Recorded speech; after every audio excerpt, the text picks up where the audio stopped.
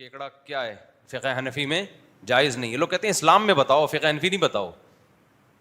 اسلام میں چونکہ اس کے حلال ہونے کی کوئی دلیل نہیں ہے, اس لیے ابو حنیفہ نے اس کو ناجائز کہا. اسلام کی وجہ سے فقہ حنفی میں آیا ہے مسئلہ, فقہ حنفی کی وجہ سے اسلام میں نہیں گیا. تو فقہ حنفی کوئی اسلام سے الگ کوئی چیز نہیں ہے. اور آپ جو بتا رہے وہ بھی تو اسلام نہیں ہے نا, وہ بھی تو آپ کی رائے ہے. کیونکہ اسلام تو اس بارے میں, کیکڑے کے بارے میں کیا ہے, لفظ کیکڑے کے بارے میں خاموش ہے.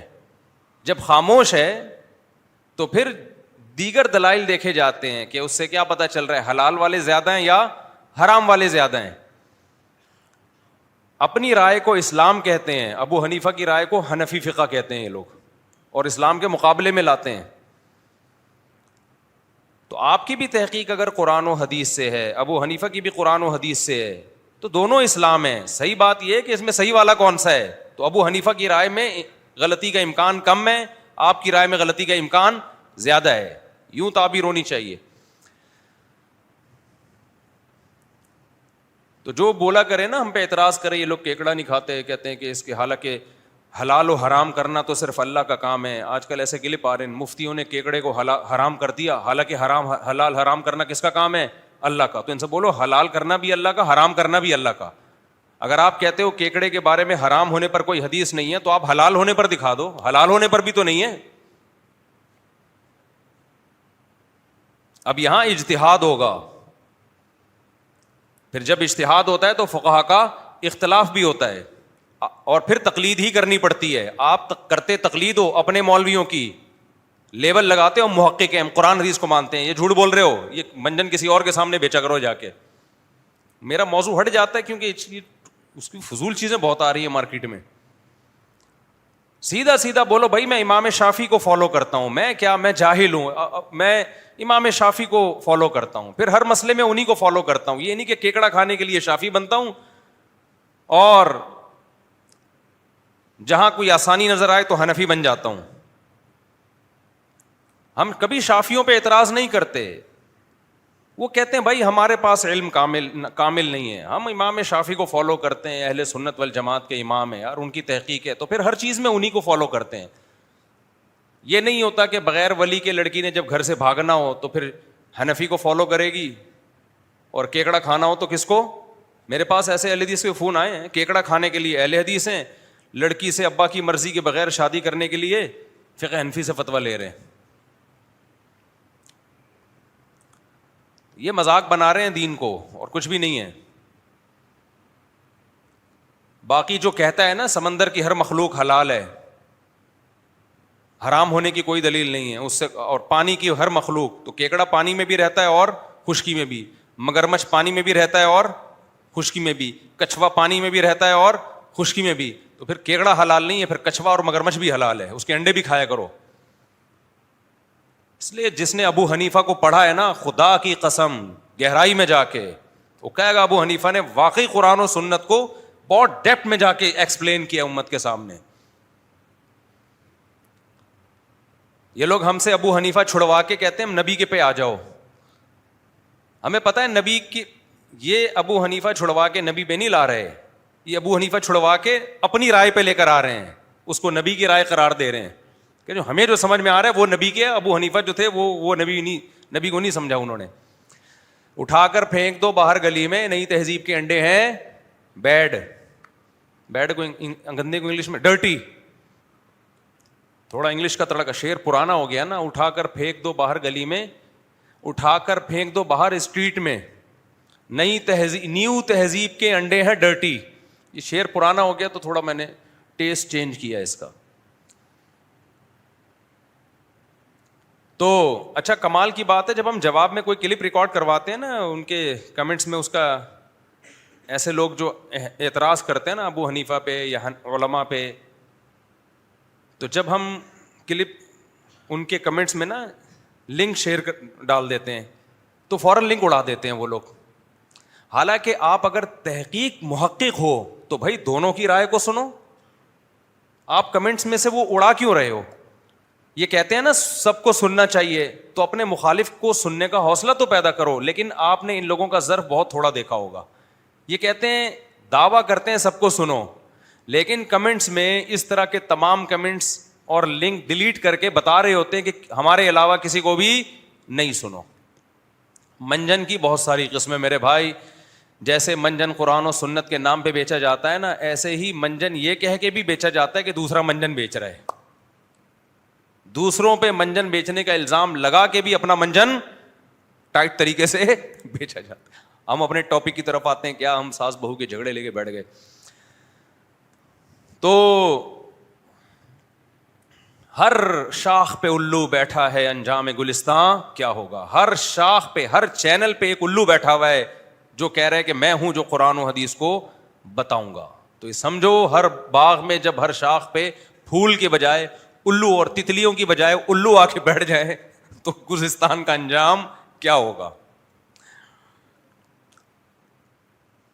تو ہم یہ لے کے چل رہے تھے میرے بھائی, جو قدیم فقہاء ہیں میرے بھائی وہی ٹھیک ہیں. تو میں وہ واقعہ بیان کر رہا تھا, جامعۃ الرشید میں مجلس سے تحقیق ہو رہی تھی. تقریباً تمام قدیم فقہاء نے یہ بات لکھی کہ کان میں دوا ڈالنے سے روزہ ٹوٹ جاتا ہے, کیونکہ یہ مسئلہ قرآن و حدیث میں صراحتاً مذکور نہیں ہے. جب مذکور نہیں ہے تو اجتہاد کیا. اب اجتہاد کسے کہتے ہیں, قیاس کسے کہتے ہیں, کہ بھائی ہمیں اس سے ملتی جلتی قرآن و سنت میں مثالیں ملتی ہیں تو انہی پر قیاس کر لیا جائے گا اس کو بھی. تو دیکھا کہ بھائی دماغ یا معدہ ایسی چیز ہے جس میں کوئی بھی چیز جاتی ہے تو روزہ شریعت ٹوٹنے کا حکم لگاتی ہے. جیسے ناک میں دوا ڈالنے سے بھی روزہ ٹوٹتا ہے نا. تو فقہا نے فتویٰ یہ دیا کہ بھائی چونکہ کان میں دوا ڈالنے سے وہ دوا دماغ تک پہنچتی ہے, کوئی کان کا پردہ ہے اور سوراخ ہے. ان کا خیال یہ تھا ہم جو سنتے ہیں تو یہ کوئی سوراخ ہوگا نا جو دماغ تک آواز پہنچ رہی ہے. تو انہوں نے فتویٰ دے دیا کہ بھائی کان میں دوا ڈالنے سے روزہ ٹوٹ جاتا ہے. اسی فتوے پر امت عمل کرتی آ رہی تھی, اور قرآن و حدیث میں اس کا کوئی تذکرہ تھا نہیں واضح. اگر ہوتا تو پھر تو 2 اور 2 4 کی طرح ہو جاتا نا مسئلہ. آج جب میڈیکل سائنس نے بہت زیادہ ترقی کی تو ڈاکٹروں نے بتایا کہ بھائی کان میں دماغ تک پہنچنے کا کوئی راستہ نہیں ہے, کوئی سرے سے پائپ, کوئی جھلی بھی نہیں ہے جہاں سے کوئی پانی یا دوا سرایت کر کے کہاں تک پہنچ جائے, دماغ تک. جب میڈیکل سائنس کی یہ تحقیق آئی تو دارالعلوم کرنگی میں بھی علماء کے اجلاس ہوئے, جامعۃ الرشید میں بھی, بنوری ٹاؤن میں بھی, اور بھی بہت سارے مدارس میں, کہ بھائی یہ تو مسئلے کی بیس ہی یہی تھی کہ دماغ تک دوا پہنچ رہی ہے, یہ تو پہنچ ہی نہیں رہی, ڈاکٹر کہہ رہے ہیں. اب جب ہمارے یہاں اجلاس ہوا, دارالعلوم کرنگی نے تو فتویٰ دیا کہ اس سے رجوع کر لیا کہ بھائی کان میں دوا ڈالنے سے روزہ نہیں ٹوٹتا. ان کی یہ رائے تھی, اور فتویٰ اسی پہ دے دیا انہوں نے, اور یہی ہماری رائے بھی ہے کہ کیونکہ اس کی بیس ہی ختم ہو گئی نا. علماء نے جو اجتہاد کیا تھا وہ تو اس بیس پہ کیا تھا نا کہ دماغ تک کچھ پہنچ رہا ہے, تو پہنچ ہی نہیں رہا. بنوری ٹاؤن میں بھی ہوا, ان کی وہی رائے ہے جو قدیم فقہا کی رائے ہے. وہ بھی اجتہادی مسائل میں کوئی ایک جانب پہ آپ بہت زیادہ سختی نہیں کر سکتے. ہمارے جب جامعۃ الرشید میں اجلاس چل رہا تھا تو ایک جو مفتی تھے سینئر, ان کی رائے یہ تھی کہ یہ جو اتنے سارے فقہا نے یہ فتویٰ دیا ہے کہ کان میں دوا ڈالنے سے روزہ نہیں ٹوٹتا, یہ اتنے سارے لوگ غلط تو نہیں, یعنی غلط سے بھی رہا ہے کہ ان کو تو آج کے فقہا ان فقہا کا مقابلہ نہیں کر سکتے. آج کے فقہا کا مطلب ہم لوگ, ہم تو بہت ہی تھوڑے ہو گئے, یعنی جو سینئر لوگ ہیں, لہذا ان کی رائے کو فالو کیا جائے.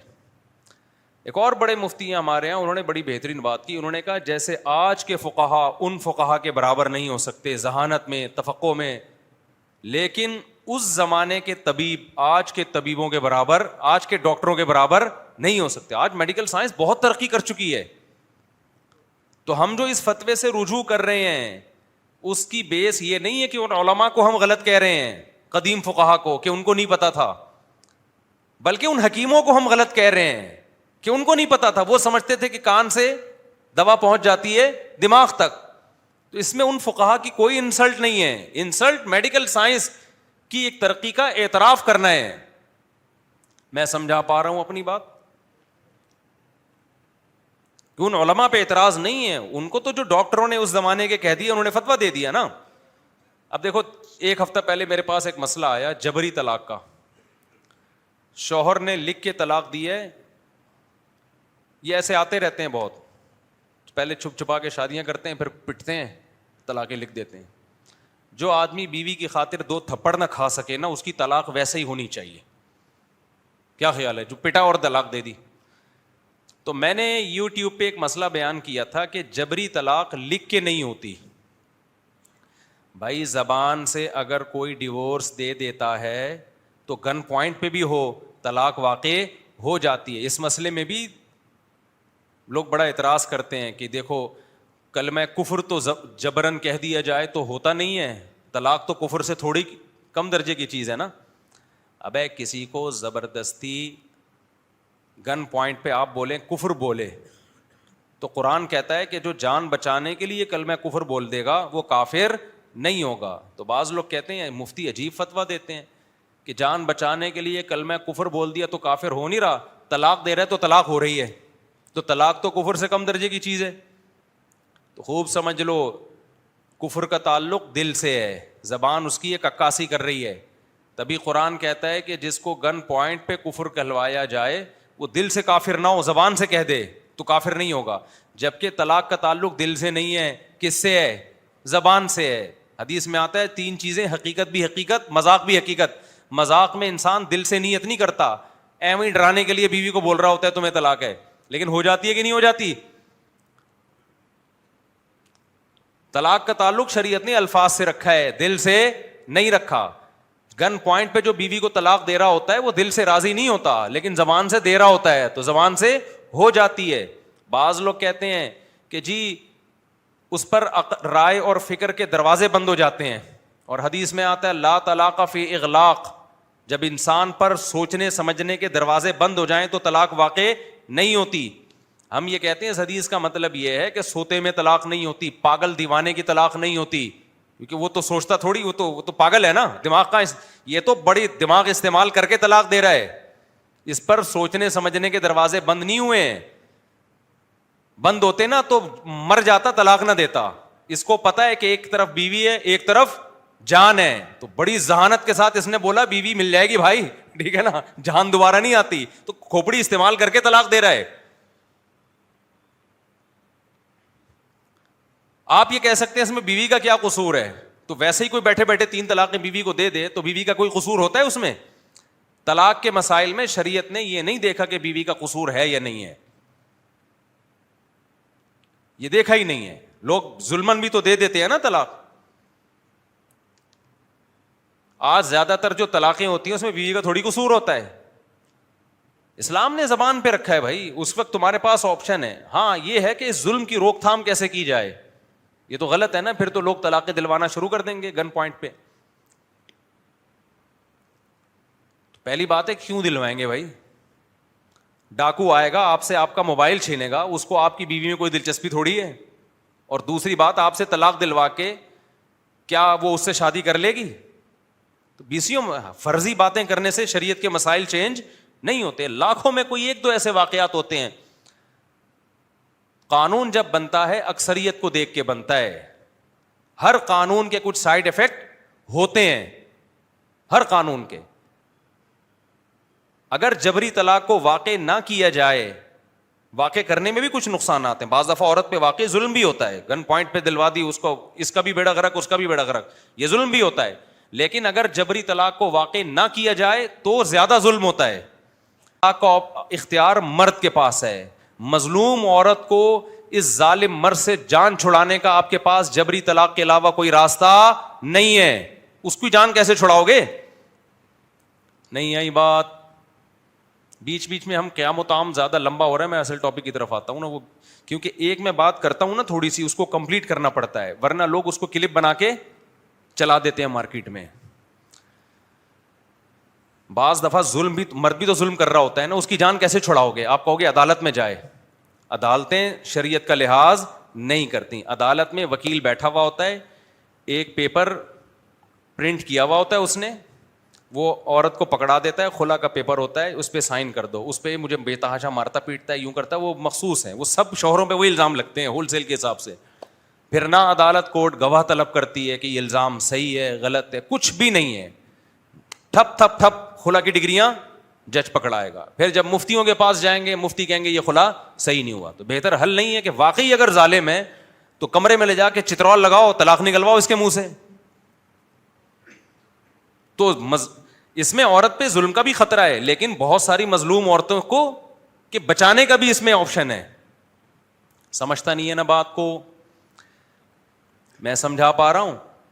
ہاں. تو اعتراض کرنا, میں نے جب ایک دفعہ یہ مسئلہ بتایا تھا کہ جبری طلاق زبان سے اگر دی جائے تو واقع ہو جاتی ہے, اس پہ بہت سارے اسکالرز نے بڑا مذاق اڑایا, نیچے کمنٹس, ان مفتیوں کا کیا پتا مفتیوں ہی کو ہوتا ہے, ان اسکالرز کو نہیں پتا آج کل جو مارکیٹ میں نئے نئے آ رہے ہیں. ہم نے بچپن میں ایسے واقعات دیکھے ہیں, گلی محلے میں عورت کے پٹنے کی چیخنے کی آوازیں آتی تھی, اتنا مارتا تھا میاں, مظلوم عورت تھی, کہاں جاتے بھائی. تو وہی ہوا کہ محلے والے جمع ہوئے, اس کے لڑکی کے ابا نے بولا بھائی یہ بندہ میری بچی کی جان نہیں چھوڑ رہا, طلاق بھی نہیں دے رہا ہے اور ظلم بھی کر رہا ہے. ہمیں یاد ہے بچپن کا واقعہ ہے. تو ایسے لڑکی کے ابا سے لڑکوں نے بولا بھائی اگر طلاق نکل, پہلے یہ نہیں کہ خام خواہ میں جا کے کسی کو مارا پیٹے, دیکھ رہے تھے واقعی ظلم ہو رہا ہے لڑکی پہ, بعض بڑے ظالم ہوتے ہیں. لڑکیاں پاگل ہو جاتی ہیں سسرال میں جا کے, بہو کے تانوں سے اور ٹینشنوں سے عذاب میں آ جاتی ہیں. ان کا حل یہی ہوتا ہے کہ جان چھڑاؤ اس آدمی سے. تو ہماری عدالتوں کے پاس اس کا کوئی حل نہیں ہے, کوئی شرعی حل. تو اس کا شرعی حل یہی ہے کہ پہلے علاقے کے بڑے لوگ جمع ہوں, پولیس کو بھی اعتماد میں لے لیا جائے, اور جاؤ چترول لگاؤ بھائی, اس کا باپ بھی انشاءاللہ بولو.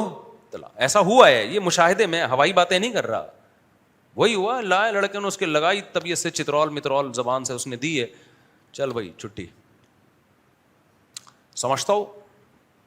تو خیر ہم دوبارہ اپنے اصل ٹاپک کی طرف آتے ہیں. تو میں یہ عرض کر رہا تھا, دیکھو وہ جو علماء نے جامعۃ الرشید میں اجلاس ہوا نا, اس میں تھا بھی ان علماء پہ اعتراض نہیں ہو رہا جو قدیم فقہا تھے. فقہ میں جو قدیم علماء تھے ان کا علم بھی کامل تھا, ان کی فقہی بصیرت بھی کامل, لیکن اس کے باوجود جس میڈیکل سائنس پہ انہوں نے اعتماد کر کے فتویٰ دیا تھا وہ میڈیکل سائنس آج کے مقابلے میں ناقص تھی. آج کے مقابلے میں, میں یہ نہیں کہہ رہا ناقص تھی, آج کے مقابلے میں ظاہر ہے وہ کیا تھی. آج جو میڈیکل سائنس نے جو ترقی کی ہے وہ پہلے زمانے میں نہیں تھی. وہ اب سوال پیدا ہوتا ہے جو میں بار بار کر رہا تھا کہ جب میڈیکل سائنس نے اتنی ترقی کر لی تو صحتیں پہلے سے زیادہ اچھی ہونی چاہیے تھیں. یعنی ہم دینی اعتبار سے تو نبی کے زمانے سے دور ہو گئے, دینی اعتبار سے ہم میں کمزوری آنا سمجھ میں آتا ہے, میڈیکل سائنس کے اعتبار سے ہماری صحتوں میں کمزوری آنا سمجھ میں نہیں آنا چاہیے, کیونکہ اب میڈیکل سائنس تنزل کے بجائے کدھر کو جا رہی ہے, ترقی کی طرف. پھر بھی صحتیں کیا ہو رہی ہیں, کمزور. سوال سمجھ میں آ رہا ہے کہ نہیں آ رہا؟ سوال نہیں سمجھ میں آئے گا تو جواب کہاں سے سمجھ میں آئے گا؟ دیکھو یہ باقی بڑا بہترین سوال ہے, اس کا جواب یہ ہے کہ خرابی چاہے مادی ترقی میں ہو چاہے روحانی ترقی میں خرابی ہو, روحانی صحت خراب ہو یا مادی صحت خراب ہو, نالج سے مسئلہ حل نہیں ہوتا. معلومات حاصل ہونے سے اصلاح نہیں ہوتی. میڈیکل سائنس نے ترقی کر کے صحت کے حوالے سے آپ کو اویئر کر دیا ہے, آپ کو معلومات فراہم کر دی ہیں. معلومات فراہم کرنے سے صحت اچھی نہیں ہوتی. تو اسی طرح علماء آپ کے نظریات درست کر دیتے ہیں, کون سا فرقہ صحیح ہے, کون سا فرقہ غلط ہے, حلال کیا ہے, حرام کیا ہے, ناجائز کیا ہے, جائز کیا ہے, کتنی نمازیں فرض ہیں, کتنی واجب ہیں, کتنی سنت ہیں, حج کیسے کیا جاتا ہے, سب کو بہت کچھ پتہ ہے. زیادہ دینی معلومات نہیں ہے, اتنی تو ہر پاگل سے پاگل کو پتہ ہے نا کہ اسلام قبول کرنے کے بعد سب سے پہلا حکم کتنی نمازیں ہیں, بولو 5 نمازیں. یہ تو 5ویں کلاس کے بچے کو بھی پتہ ہے. لیکن اس نالج کے حاصل ہونے سے کیا انسان نمازی بن جاتا ہے؟ کبھی دیکھا آپ نے بچے کو بتایا بیٹا 5 نمازیں فرض ہیں, اگلے دن سے بچہ 5 وقت کا نمازی بنا ہوا ہے؟ کبھی دیکھا آپ نے؟ ہے بھائی, آپ کو پتا چل گیا کہ بھائی جماعت سے نماز پڑھنی چاہیے, حکومت نے ایک ٹی وی میں پٹی چلا دی کہ بھائی تمام مکاتب فکر کے تمام علماء کا متفقہ فتویٰ ہے کہ اسلام میں کتنی نمازیں ہیں؟ 5، اور جماعت سے مردوں کو چاہیے کہ وہ پڑھیں. جیسے ہی یہ سلائڈ چلی ہے پورا ملک کیا بن گیا؟ نمازی. کہ بھائی ہمیں تو نالج ہی نہیں تھی, آج ہمیں پتہ چلا ہے کتنی نمازیں فرض ہے بھائی؟ 5. دے دنادن. معلومات کے خزانوں کے خزانے ہیں, عمل کیا ہے؟ 0. کھوپڑی شریف میں بات آ رہی ہے میرا خیال ہے. تو میڈیکل سائنس کا بھی یہی مسئلہ ہے. ڈاکٹروں کی معلومات بہت دے رہے ہیں ڈاکٹر. پہلے لوگوں کو نہیں پتا تھا کہ سگریٹ کینسر پیدا کرتی ہے نا. آج سے 100 سال پہلے لندن کے اخبار کے تراشے میں نے پڑھے ہیں, کسی نے ایک پریزنٹیشن پیش کی تھی, اس میں 100 سال پہلے لندن کے اخبار کے تراشے دکھائے ہوئے تھے. اس میں لکھا ہوتا سگریٹ پینے سے 20 قسم کے فائدے ہوتے ہیں صحت کو, جس میں ایک تھروٹ انفیکشن ٹھیک ہے نا ختم ہوتا ہے. تبھی انگریزوں نے سب کو کس پہ لگا دیا؟ سگریٹ پہ. بعد میں تحقیق چینج ہوئی ہے, پتہ چلا بھائی اس کا تو کوئی بھی فائدہ نہیں ہے. تو پہلے والی میڈیکل سائنس غلط تھی نا. اب تحقیق کے بعد کیا ہو گیا؟ وہ مسئلے سے انہوں نے کیا کر لیا؟ رجوع کر لیا. حتیٰ کہ سگریٹ کے ڈبے پہ لکھا ہوا ہے کہ خبردار سگریٹ نوشی کینسر کا سبب ہے. یہاں میں اکثر ایک چٹکلا سناتا ہوں, آپ شاید بور ہو گئے ہوں چٹکلا سن کے, لیکن مجھے مزہ بہت آتا ہے اس میں. بعض چیزیں ایسی ہوتی ہیں جس سے آپ بور ہوتے ہو, میں بور نہیں. جیسے روحانی عاملوں کے خلاف جب بھی نام آئے گا نا آپ بور ہوتے ہو, لیکن مجھے خدا کی قسم کڑک سی دودھ پتی پینے میں اور چرس پینے میں ایک چرسی کو وہ نشہ نہیں چڑھتا جو مجھے روحانی عاملوں کے خلاف بول کے مزہ آتا ہے. حالانکہ لوگ ڈر رہے ہوتے ہیں ایسا نہ ہو کچھ جن چڑیل کچھ ہو جائے یار, سب کو غلط نہیں کہو بھائی مفتی صاحب. اور یہ کہنے میں تو اتنا مزہ آتا ہے جب لوگ مجھے کہتے ہیں نا کہ مفتی صاحب 2 نمبر روحانی عاملوں کے خلاف ہیں, تو مجھے یہ کہتے ہوئے خدا کی قسم بہت مزہ آتا ہے. میں 2 نمبروں کے خلاف نہیں ہوں, میں 1 نمبر روحانی عاملوں کے خلاف ہوں. ایسا ابھی دیکھو کیا مزہ آیا کہ نہیں, چہرے سے لگ رہا ہے کہ نہیں ہے, ایسا لگ رہا ہے نیمبو نچوڑ کے قہوہ پی لیا یار. نیمبو نچوڑ کے نہیں قہوہ پیا کریں, وہ میں جو بیان میں کہتا ہوں پھر ہر دعوت میں مجھے نیمبو نچوڑ کے لا رہے ہوتے ہیں. میں نہیں قہوہ پیتا نیمبو والا, نیمبو کا شربت پی لیتا ہوں شہد ڈال کے, وہ قہوہ نہیں پیتا. دبلے آدمی کے لیے نا نیمبو کا قہوہ بہت سخت نقصان دہ, یہ تجربے کی چیز ہے, ڈاکٹر شاید مانے نہ مانے, لیکن باریک آدمی اگر نیمبو کا قہوہ پیے گا نا, جیسے میں تو زیادہ موٹا نہیں ہوں باریک ہوں, تو وہ آنکھیں اندر دھسنا شروع ہو جاتی ہیں اس سے, وہ سب فیٹ ویٹ نکال کے باہر کر دیتا ہے. تو موٹوں کے لیے ٹھیک ہے یہ, ہم جیسے لوگ اس کو افورڈ نہیں کر سکتے. تو جب روحانی عامل کی بات آتی ہے نا, تعویذ گنڈے جن چڑیل بھوت, کسی نے کچھ کر دیا, جادو کر دیا, ٹونے کر, ان کے خلاف جب میں بولتا ہوں آپ بور ہو رہے ہوتے ہو, لیکن خدا کی قسم میرا خون کلو کلو بڑھتا ہے. اور میں ان عاملوں کی بات کر رہا ہوں جو بڑے بڑے بزرگوں کا, علماء کا علاج کر رہے ہیں, بہت بڑے بڑے اکابر کا علاج کر رہے ہیں, ان عاملوں کی بات کر رہا ہوں. بزرگ کے بجائے اور اکابر کا لفظ, تاکہ اور آپ قریب ہو جائیں کہ کیا مراد ہے میری. ان اکابر کے میں خلاف نہیں ہوں, ان کے خلاف ہوں. انہوں نے ان کو بھی بیوقوف بنایا ہوا ہے. ان تلوں میں میرے بھائی تیل نہیں ہے, یہ کچھ بھی نہیں کر سکتے, یہ ایسے لچڑ ہے نا لچڑ, اور ایسے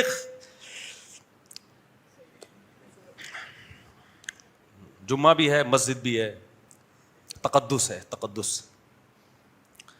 کبھی چھاؤں میں ملو بس تم, ٹھیک ہے نا. بڑے بےغیرت ہوتے ہیں یار, یہ بڑے ہی بےغیرت ہوتے ہیں.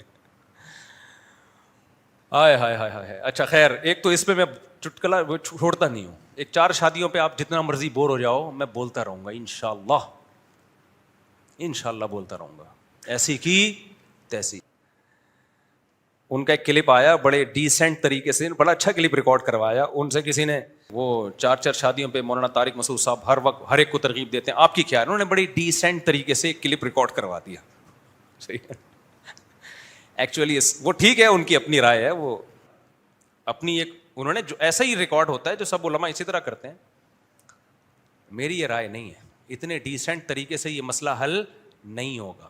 ایکچولی ہر ایک کو نہیں کرنی چاہیے, ایکچولی جن میں یہ طاقت ہو وہ کریں. ابے بھائی کر کون رہا ہے؟ لڑکیوں کا جو بیڑا غرق ہو رہا ہے, بیوہ طلاق یافتہ عورتوں کا, یہ ایکچولی سے مسئلہ حل ہونے والا نہیں ہے. دم کہاں ہے مردوں میں؟ جن میں عدل کی طاقت ہے وہ کر رہے ہیں کیا؟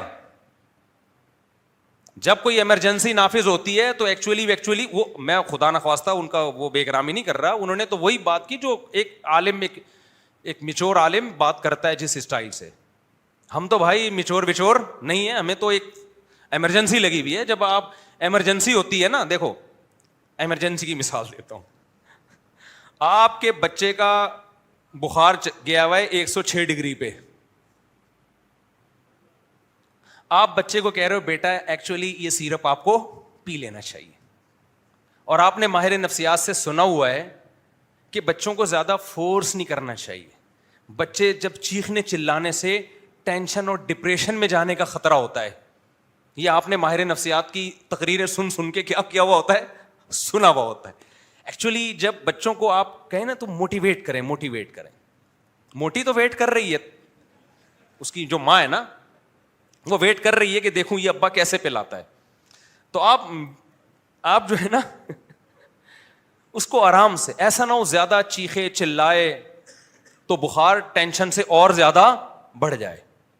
بالکل ٹھیک ہے کہ میرے بھائی جو حالات دیکھ رہا ہوگا نا بچے کے، میں یہ نہیں کہہ رہا علماء کے دل میں امت کی خیر خواہی نہیں ہے، ان کو مجھ سے زیادہ خیر خواہی ہے، لیکن شاید حالات جو اس وقت خواتین کے حالات چل رہے ہیں نا، جو لڑکیاں گھروں میں باپوں پر بوجھ بن رہی ہیں، گھروں سے بھاگ رہی ہیں، زنا سوسائٹی میں بے تحاشا پھیل رہا ہے، اس میں میرا خیال ہے جتنی نالج ہونی چاہیے اتنی شاید ہے نہیں، یا توجہ نہیں ہے اس طرف. تو اب آپ کا بچہ وہ کڑوا گھونٹ نہیں پی رہا، آپ کو پتا ہے یار 106 بخار ہو گیا، 1 ڈگری اور گیا تو یہ مر جائے گا. یہ آپ لگاؤ گے کھینچ کے تھپڑ، بولے کہ تیرا باپ بھی پیے گا اس کو. اس وقت جو ایک بیوی پر اکتفا کے نتیجے میں جو لڑکیوں کے حالات ہیں، جو زنا پھیل رہا ہے، طلاق یافتہ بیوہ اور کنواری لڑکیاں گھروں میں بڈھی ہو رہی ہیں. 20 سال کی لڑکی بیوہ ہوئی ہے، شوہر ایکسیڈنٹ میں مر گیا، اور 20 سال میں بیوہ ہونے کا مطلب اب گئی زندگی بھر زنا کو راستہ بنائے گی. اب یہ شادی کی امیدیں کیا ہو گئی، ختم. اور ہوگی بھی تو کسی 8ویں سے بھاگے ہوئے لڑکے سے ہوگی. کفو نہیں ہے، ہم پلہ جوڑ کے رشتے نہیں ہیں. لوگ کہتے ہیں رشتے بہت ہیں، ابے چرسی ہیروئن جی بھرے ہوئے ہیں، جوڑ کے رشتے نہیں ہیں، جوڑ کے. ایک ماسٹرز لڑکی 8ویں پاس سے شادی کرنے پر مجبور ہے. یہ جب تک 2 3 شادیوں کو سوسائٹی میں آپ پروموٹ نہیں کرو گے، یہ مسئلے ملٹی پلائی ہوتے چلے جائیں گے. اگلی جنریشن بہت تباہ ہو چکی ہوگی. یہ اس طرف توجہ نہیں ہے علماء کی. اس لیے ہم تو تھپڑ لگا کے شادیاں کریں گے، ہماری حکومت نہیں ہے، آپ شکر کرو. یہ ایکچولی سے مسئلہ حل ہونے والا نہیں. ایکچولی جن میں عدل کی طاقت ہو، ایکچولی جن کے پاس بہت پیسہ ہو، ایکچولی ان کو، ابے جس کو موقع مل رہا ہے کر لے ایسی کی تیسی. یار زنا سے تو بچاؤ اس کو. 2 شادیوں کے بعد بے عدلی میں خدا کی قسم وہ نقصان نہیں ہے جو ایک بیوی پر اکتفا کرنے میں عورت زنا پر جو مجبور ہو رہی ہے. تم کسی طلاق یافتہ سے نکاح کر کے بے عدلی کرو، یہ بھی غلط ہے، ناجائز ہے. لیکن نکاح نہ کر کے وہ جو طلاق یافتہ جو زنا کرے گی وہ کیا بے عدلی سے بڑھ کر نہیں ہے کیا؟ 20 سال سے ہم ایک مسئلہ چیخ رہے ہیں، سمجھ میں آ ہی نہیں رہا. لوگ سے اس کو مذاق کر کے اڑا دیتے ہیں. یار کل تمہاری بیٹیاں بھی تو جوان ہوں گی، کسی کو طلاق ہوگی، کیا حل ہے تمہارے پاس؟ میں ایسے مولویوں کو بھی جانتا ہوں جنہوں نے دوسری شادی کی مخالفت کی، اپنی بیٹی طلاق ہو کے گھر آئی ہے اور دی انہوں نے دوسری پہ. جب آپ بھگتو گے تو آپ کو سمجھ میں آئے گا کہ ہم کیا کہہ رہے ہیں. اور سوسائٹی بھگت رہی ہے، جو اندھا بن کے دیکھ نہیں رہا، یار اس کو کیا سمجھائے آدمی. یار تو یہ ایکچولی سے مسئلہ حل ہونے والا، اس میں ڈھیٹ بنو، ڈھیٹ. شادی کرنی ہے ایسی کی تیسی، کسی کا باپ روک کے دکھائے مجھے، پہلی شادی میں بھی، دوسری میں بھی، تیسری میں بھی، چوتھی میں بھی. نہ کسی مفتی سے پوچھنے کی ضرورت ہے، نہ کسی بزرگ سے پوچھنے کی، نہ کسی استاذ، نہ کسی پیر و مرشد سے. لڑکیوں کے حالات خدا کی قسم میں آپ لوگوں کو آڈیو لڑکیوں کی سنانا شروع کر دوں، یہاں آپ بے ہوش ہو جاؤ گے. یہاں پہ جو حالات چل رہے ہیں گھروں کے اندر، آج سے تھوڑی ہے، 20 سال سے ہم سن رہے ہیں. یار 18 سال کی لڑکی کو طلاق ہو جاتی ہے نا، ایک آدھ بچہ ہے اس کا، گئی زندگی، ہو گئی برباد، بس ختم. اور وہ جو بےغیرت اس سے دوسری شادی کرنے والا تھا, وہ جب جائے گا نا ایکچولی یہ دلی, وہ کہے گا یار کیونکہ ٹینشن ہے, مرد کو پتا ہے پہلی بیوی نے الگ ہنگامہ کرنا ہے, اوپر سے نہ علماء حوصلہ افزائی کر رہے ہیں, نہ حکومت حوصلہ افزائی کر رہی ہے, نہ میرا باپ مجھے سپورٹ کر رہا ہے, نہ میری ماں مجھے سپورٹ کر رہی ہے, نہ نمازی سپورٹ کر رہے ہیں, نہ مسجد کا امام سپورٹ کر رہا ہے, تو وہ کہاں کرے گا دوسری شادی میرے بھائی؟ آسان تھوڑی ہے یہ. جو کام مشکل ہوتا ہے اس میں موٹیویشن چاہیے ہوتی ہے, اس میں ایکچولی بولو نہیں چاہیے ہوتا. کل ایک دبئی سے ایک لڑکے نے فون کیا مجھے, میں جناب میری اتنی ارننگ ہے, میرا باپ کہہ رہا ہے, میرے ماں باپ منع کر رہے ہیں کہ جب تھوڑا پیسے بڑھاؤ, تنخواہ زیادہ ہو جائے پھر کرنا. میں نے کہا ایسی کی تیسی, ماں باپ سے اچھا سلوک کرو, محبت سے بات کرو, شادی وادی میں نہ باغی بنو میرے بھائی. ہم اگر ابا اماں بھائی بہنوں سے پوچھ کے, ہم تو ابھی تک ویسے ہی بیٹھے ہوئے ہوتے. 16 الحمد 17ویں کی رپورٹ شروع, ایسی کی تیسی. ہمیں سوسائٹی سے پوچھ کے چل رہا ہوتا, میں علماء سے علماء سے ہم الحمدللہ علماء کی یعنی بے ادبی کا تصور بھی نہیں کر سکتے. ہمیں پتا ہے جس نے اپنے بڑوں کی بزرگوں کی بے ادبی کی, اللہ نے اس سے علم بھی چھینا, اور اللہ نے اس کے علم کا سارا نور اللہ سلب کر لیتا ہے. لیکن علماء کو خدا کی قسم حالات کا علم نہیں ہے جتنا ہونا چاہیے. شاید نئی جنریشن جو مولویوں کی آ رہی ہے اس کو شاید تھوڑا بہت پڑھتا ہو, جو یونیورسٹی میں پڑھ رہے ہیں, پتہ نہیں ہے بیچاروں کو. آپ کہہ سکتے ہیں تمہیں سب پتا ہے, ان کو تو کچھ بھی پتا نہیں ہے. دین کا علم ان کے پاس ہم سے زیادہ, سوسائٹی کا علم نہیں ہے. وہ ایک مخصوص ماحول میں رہتے ہیں, اور جن کو پتا ہے ان کی سنی نہیں جا رہی, وہ ہماری طرح چیخ رہے ہیں, سنی کہاں جا رہی ہے ان کی. تو اس لیے اس میں ڈھیڑ بنو, ڈھیڑ باغی, اسی کی تیسی, جس نے جو اکھاڑنا ہے اکھاڑ لے. جب تک یہ نہیں ہوگا یہ سوسائٹی کے مسئلے حل نہیں ہوں گے. ورنہ ایکچولی یار یہ کوئی بات ہے کرنے کی. تو زنا کر رہے ہیں لونڈے لپاڑے جتنے ہیں, ماں باپ سے بولو نا نکاح کا کر دیں گے ماں باپ؟ بتاؤ کرتے ہیں کیا؟ وہ تو ایکچولی سے شروع ہو جائے گا, بیٹا دیکھو شادی بچوں کا کھیل نہیں ہے, یہ ٹوپی ڈرامے ماں باپ کے. دیکھو بچے, بیٹا جب بیوی آتی ہے نا تو ایکچولی اس کے خرچے بھی ہوتے ہیں, وہ کسی کی بیٹی بھی ہے, اور دیکھو پھر کل بچے بھی ہوں گے. اس کا مطلب وہ جو کر رہا ہے نا واش روم میں گھس کے ٹھیک کر رہا ہے, پھر وہ بالکل ٹھیک کر رہا ہے. اور وہ جو پھر, اور یہ جو ہینڈ پریکٹس کرتے ہیں نا, یہ میں قسم اٹھا کے بول سکتا ہوں یہاں تک رکتے نہیں ہیں, اگلا اسٹیپ آگے کا ہوتا ہے. کبھی کوئی گناہ دنیا میں ایسا نہیں ہے جہاں رک گیا ہوا کہ انسان توبہ کرے گا تو پیچھے کو جائے گا یا وہیں رک جائے گا, لیکن یہ اگلے اسٹیپ کی طرف جائے گا. لوگ نو گھروں میں بہنوں بیٹیوں کو معاف نہیں کر رہے آج کل, جو کمپلینز آ رہی ہے ہمارے پاس.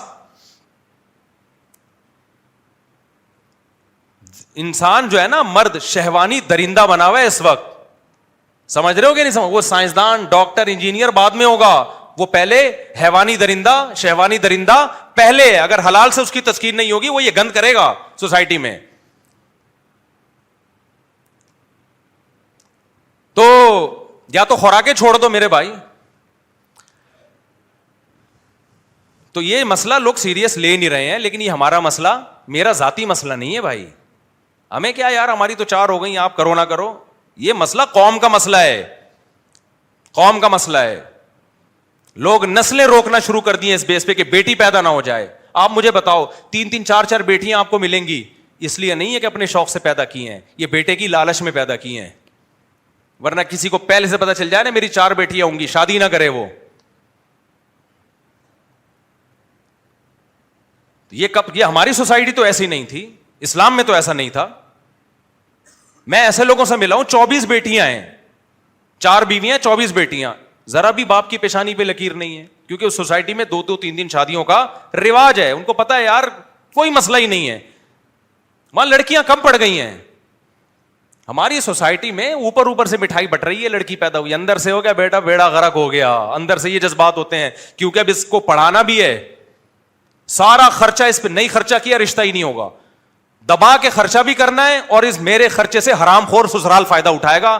مجھے اس کا خرچے کا کوئی, آپ اپنی بیٹی کو اپنے خرچے پہ ڈاکٹر بناتے ہو, ساری ٹینشنیں اس کی اٹھاتے ہو, اس کی اخلاقی تربیت بھی کرتے ہو, یہ بھی فکر کرتے ہو وہاں کوئی بوائے فرینڈ نہ بنا لے, یہ ٹینشنیں بھی آپ کی, پھر اس کے بعد اس کی شادی کی ٹینشن, سارا پڑھایا لکھایا سارا خرچہ آپ کا ہوا, وہ حرام خور سسرال جس کو ریڈی میڈ ڈاکٹر چاہیے, اس کے ڈاکٹر ہونے سے فائدہ ساری زندگی اس کی کلینک سے ہونے والی ارننگ سے کون فائدہ اٹھائے گا؟ اس کا وہ حرام خور شوہر فائدہ اٹھائے گا. یہ کلچر ہے جو سوسائٹی میں آپ پروموٹ کرنے جا رہے ہو, اور اب لوگوں نے اس پہ کمپرومائز کر لیا ہے, کہتے ہیں کہ ایکچولی یہ نارمل ہے.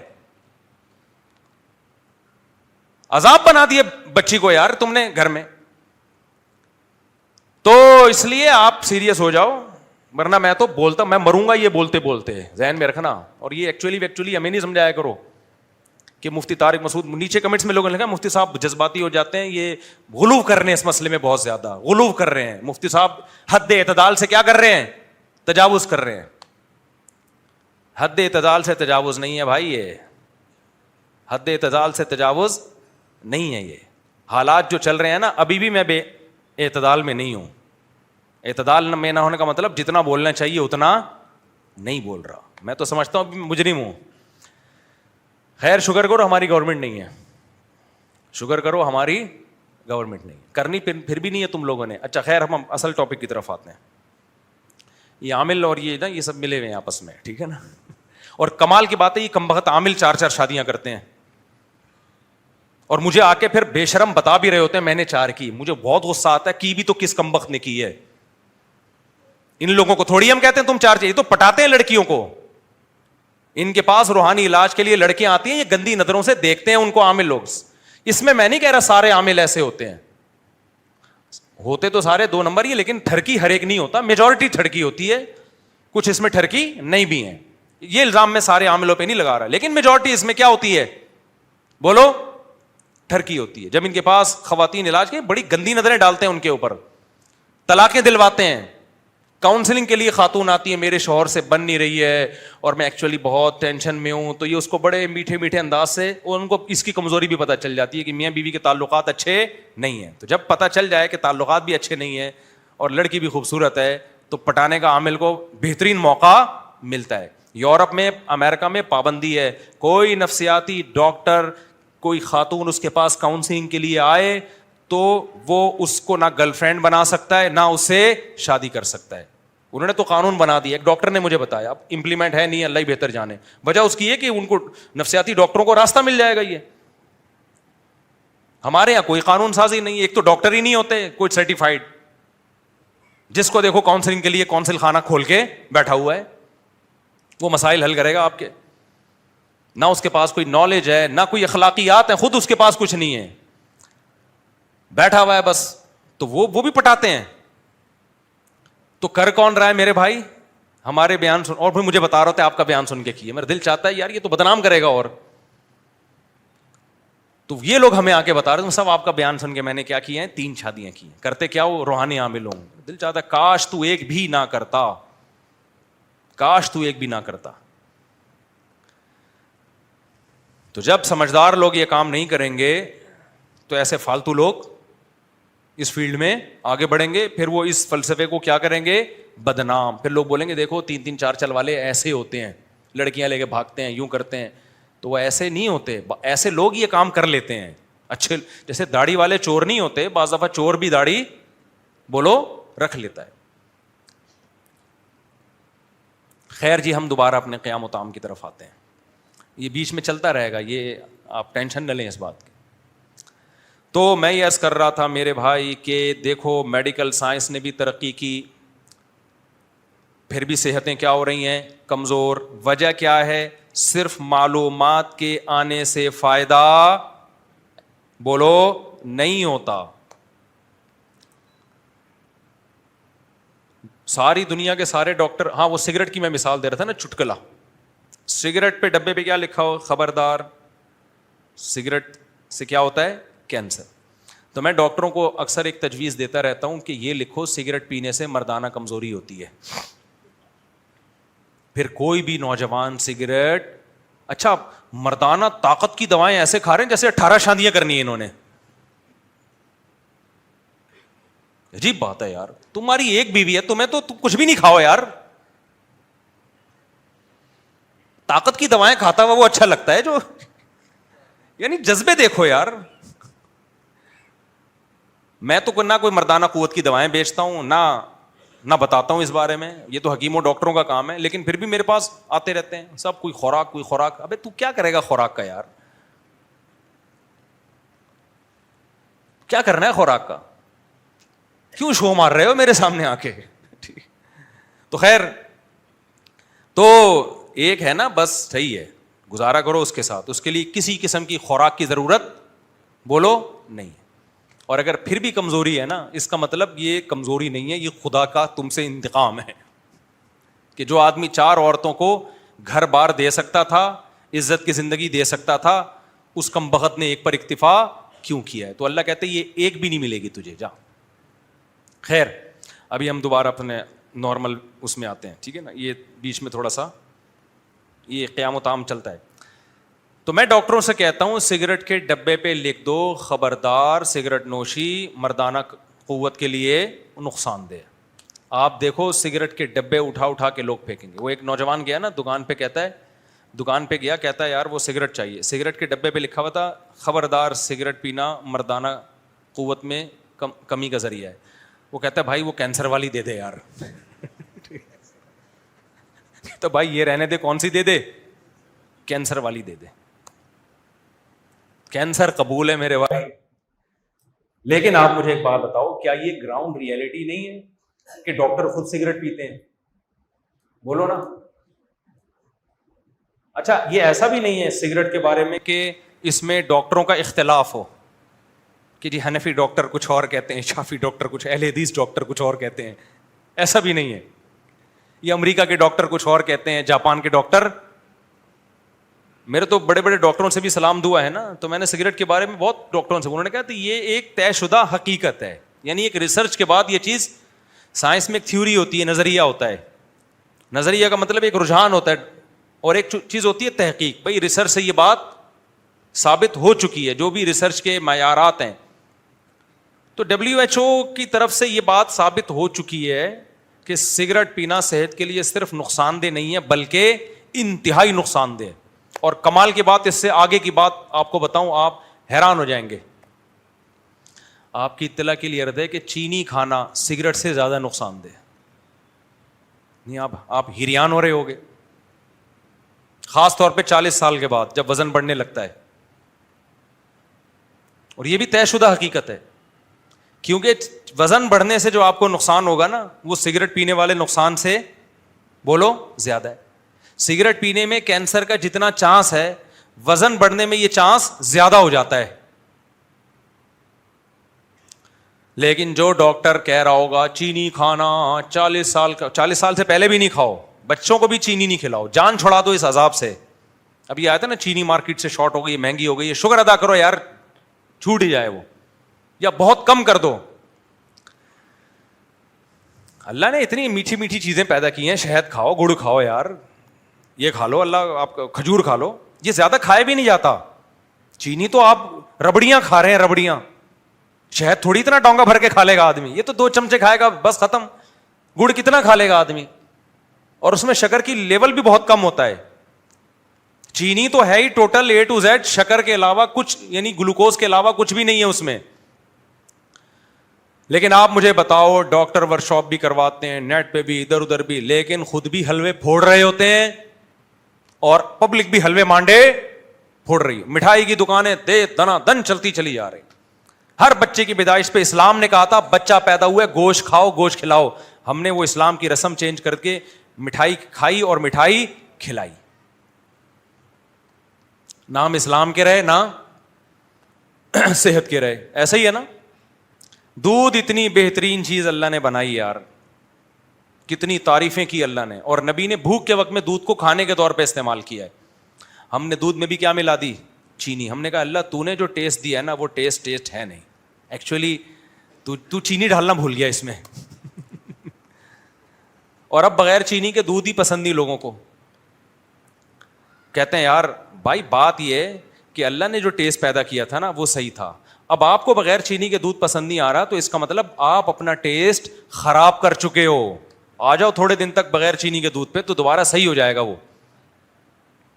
سمجھتے ہو کہ نہیں سمجھتے ہو؟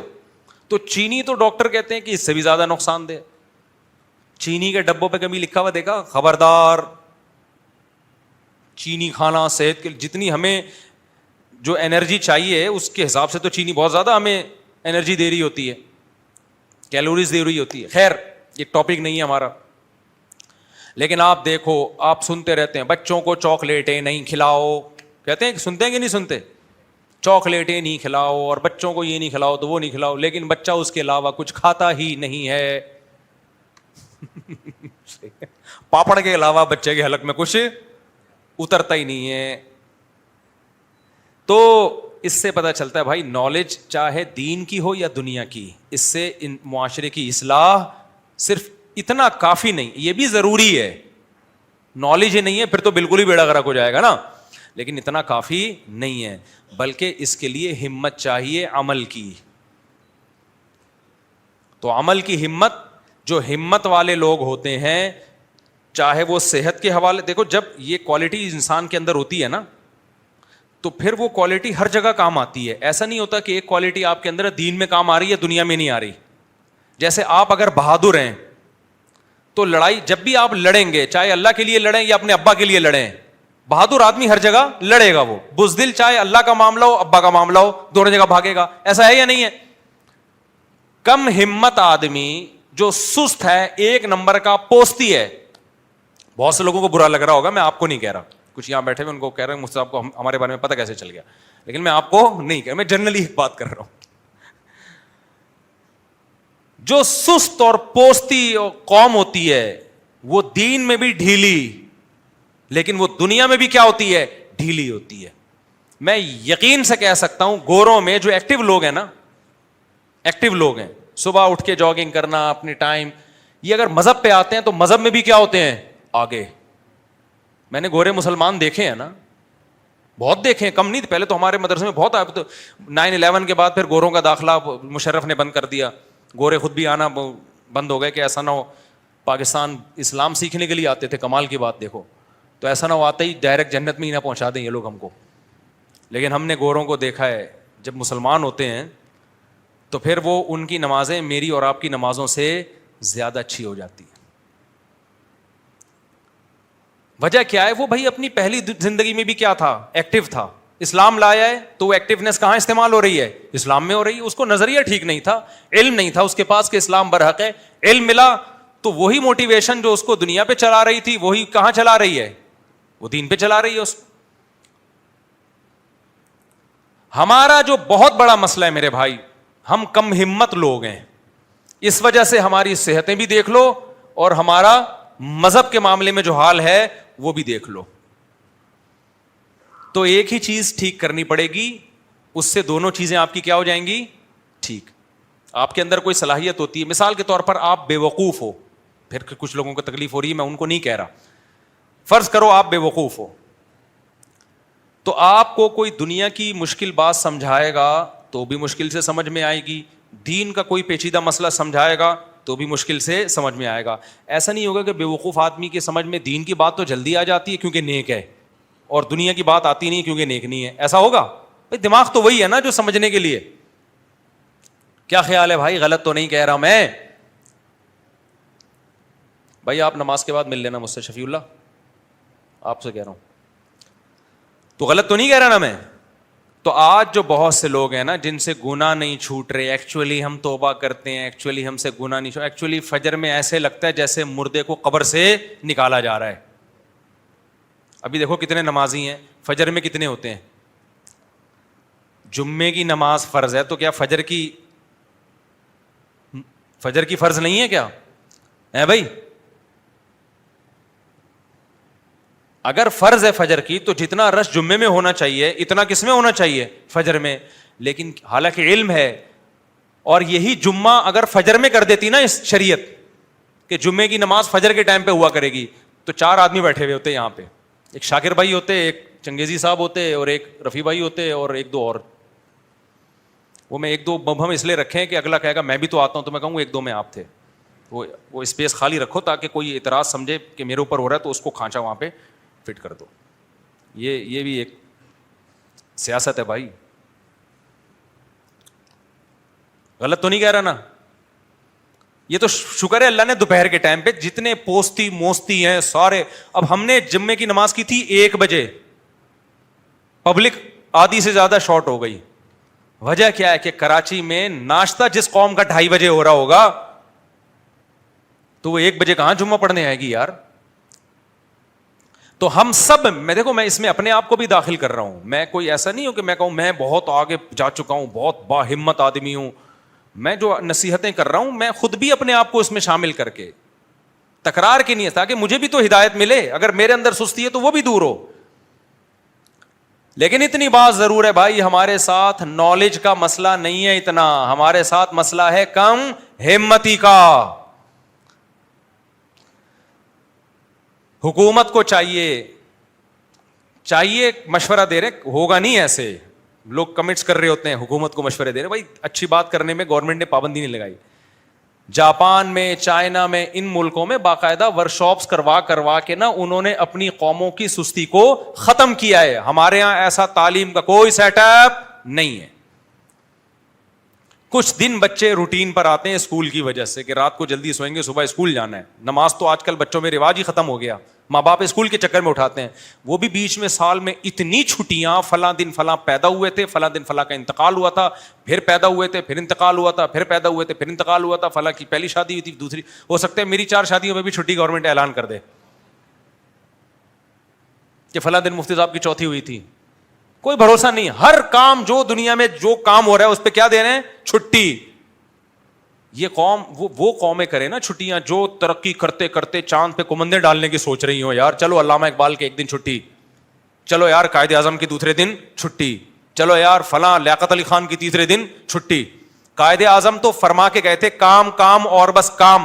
خدا کی قسم میری یہ رائے ہے کہ اگر قائد اعظم زندہ ہو کے آ جائیں, ہم ان سے پوچھیں کہ آپ 25 دسمبر کو چھٹی کے بارے میں کیا کہتے ہیں, وہ کہتے ہیں بھائی نہیں کرو چھٹی, میرا ڈے منانے سے زیادہ بہتر ہے کام کر کے میرا ڈے مناؤ.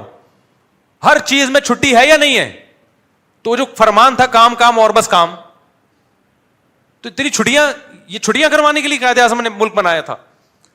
پھر بچے 12 بجے سو کے اٹھ رہے ہوتے ہیں. تو کم ہمتی جو ہے نا میرے بھائی, کیا چیز کم ہمتی, اس سے جان چھڑانی پڑے گی. دیکھو کم ہمتی ختم کرنے کے 2 نسخے ہیں, روحانی بھی اور جسمانی بھی. ہائے ہائے ہائے کیسے سمجھائیں بات کو. میں اس کی ایک مثال دیتا ہوں. دماغی جتنی بیماریاں ہیں نا, یہ بھی ایک قسم کی دماغ کا مسئلہ ہے نا, کم ہمتی. دماغ تیار ہی نہیں ہو رہا تو ہمت پہ. تو دماغ کی جتنی بیماریاں ہیں نا وہ 2 طرح کی ہوتی ہیں, ایک روحانی اور ایک مادی بیماری, جسمانی جسے کہتے ہیں. بعض دفعہ آپ ڈپریشن میں ہوتے ہو, یہ ڈپریشن کسی روحانی مسئلے کی وجہ سے. روحانی سے وہ جن چڑیل بھوت والی روحانی نہیں. روحانی کا مطلب یہ کہ آپ دنیا کو مسافر خانہ ہی نہیں سمجھتے, آپ دنیا سے دل لگا بیٹھے ہو. اس مسئلے کا ہر میڈیسن سے حل یہ مسئلہ بولو نہیں ہوگا, کیونکہ آپ دنیا کو سمجھتے ہو کہ یہی رہنا ہے, تو پھر تو تھوڑی سی چیز چھوٹے گی آپ کو غم بہت زیادہ ہوگا. یہ جو روحانی ڈپریشن, یہ روحانی بیماری کی وجہ سے ڈپریشن ہے, یہ دینداروں کو نہیں ہوتی, کیونکہ وہ دنیا کو کیا سمجھتے ہیں, مسافر خانہ. اصل کیا ہے ان کا, آخرت. وہ بڑے سے بڑا غم بھی برداشت کر جائیں گے, خودکشی کا تو سوال ہی پیدا نہیں ہوتا, وہ بڑے سے بڑا غم برداشت کر جائیں گے. تھوڑا بہت رونا دھونا ہوگا, تھوڑا بہت اللہ سے شکوے شکایتیں, بس ختم. لیکن بعض دفعہ یہ جو آپ کے دماغی کے کیمیکل کچھ آگے پیچھے ہو جاتے ہیں, نیند پوری نہیں ہو رہی آپ کی, سمجھتے ہو, نیند پوری نہیں ہو رہی, یا کوئی موروثی مسئلہ ہے باپ دادا سے چلا آ رہا ہے. یہ مسئلہ اس کے جو ایکسپرٹ ہیں وہ ڈاکٹر ہوتے ہیں, وہ چیک کریں گے بھائی اس کا تو نٹ بولٹی کیا ہو گئے ہیں, بولو ڈھیلے ہو گئے. اب ٹائر اگر پبلنگ کر رہا ہے تو ضروری تو نہیں کہ اوپر موٹا آدمی بیٹھا ہے, ہو سکتا ہے بھائی اس کے نٹ ہی ڈھیلا ہو. تو جب تک نٹ ٹائٹ نہیں کریں گے تو وہ پبلنگ کرتے رہیں گے. الائنمنٹ ہی آؤٹ ہو گئی ہے گاڑی کی, کبھی بھی سیدھی نہیں چلے گی. بعض دفعہ یہ ہوتا ہے کہ ادھر لوڈ زیادہ ہے, گاڑی بھی ٹیڑھی چل رہی ہے. ایسا ہوتا ہے کہ نہیں ہوتا؟ اس کا حل یہ ہے کہ بھائی بیلنس کرو, کچھ بندوں کو یہاں بٹھا دو, یا جو بہت زیادہ بھاری ہے اس کو بیچ میں بٹھا دو, آدھا ادھر ہو جائے گا آدھا وہ ادھر ہو جائے گا, بیلنس ہو جائے گا. لیکن اگر الائنمنٹ ہی آؤٹ ہے میرے بھائی, تو پھر ادھر ادھر کرتے رہو گے, مسئلہ حل نہیں ہوگا. تو بعض دفعہ دماغ کی الائنمنٹ کیا ہو جاتی ہے, آؤٹ. وہ پھر ڈاکٹر سیدھا کرے گا, نٹ بولٹ دے کے میڈیسن کھلا کے, وہی کیمیکل آگے پیچھے ہو گئے. تو اسی طرح خوب سمجھ لو, کم ہمتی کے 2 اسباب ہوتے ہیں. مسئلہ تو سمجھ میں آ گیا نا, اصل بیماری ہماری ہے کیا, کم ہمتی. تو صحت میں بھی وہ چل رہی ہوتی ہے, دین میں بھی وہی چل رہی ہوتی. تو کم ہمتی کے 2 اسباب ہیں, ایک جسمانی اور ایک روحانی. روحانی سبب اس پہ میں مزید انشاءاللہ کوشش کروں گا اگلے ہفتے بہت ڈیٹیل میں بیان کروں. ایک جو روحانی سبب ہے وہ تو دنیا کو مسافر خانہ نہ سمجھنا, دل میں اللہ کی محبت کا نہ ہونا, دل میں دنیا مردار کے گٹر کا ابلنا. اس کا حل یہ کہ اللہ والوں کی صحبت میں بیٹھو, کچھ اللہ اللہ سیکھو تاکہ اللہ کی محبت پیدا ہو. کو تہجد کی پابندی ڈالو, نفلی روزے رکھو, تبلیغ میں وقت لگاؤ, بزرگوں کے پاس بیٹھو, علماء کے بیانات سنو, اور فالتو چیزوں سے اپنے آپ کو بچاؤ, ڈراموں فلموں سے سارا دن ٹی وی کے آگے کرکٹ دیکھتے رہنا, غیبتوں کی محفل, ان برائیوں سے بچاؤ, بری صحبت سے دور رہو, اچھی صحبت کے قریب آؤ. یہ بہت ہی مختصر بیان کر رہا ہوں میں, باقی اس میں بڑی لمبی ڈیٹیل ہے. اور کچھ اسباب کیا ہوتے ہیں کم ہمتی کے, جسمانی. جب تک آپ کی خوراک ٹھیک نہیں ہوگی, لائف اسٹائل ٹھیک نہیں ہوگا, نیچر کے مطابق نہیں ہوگا, آپ پوستی کے پوستی رہو گے. سست لفظ مجھے برا لگتا ہے, ہم لوگ سست نہیں ہیں. سست تو ایک ہمارے لیے اعزاز ہے, کوئی ہمیں کہتے ہیں سست آدمی, یہ تو اعزاز ہے. ہم سست سے اوپر کی چیز ہے, وہ کیا ہے, کہتے ہیں نا پوستیوں کی طرح پڑا رہتا ہے. بے پوست نہیں, وہ پوست کی کاٹ جس سے چرس ورس وہ پڑے رہتے ہیں نا, ہم لوگ کی وہ کیفیت ہے. سست کا لفظ کیا ہے ہمارے لیے, یہ سست کے لفظ کی توہین ہے ہمیں سست کہنا. سو رہے ہیں تو سوتے رہیں گے. یونیورسٹیوں میں جا کے کیا کر رہے ہیں, ہم نے بھی دور گزارا ہے بھائی, کالج کا اسکول کا, ہمیں نہیں پتا وہاں کون سا پڑھ رہے ہوتے ہیں جا کے.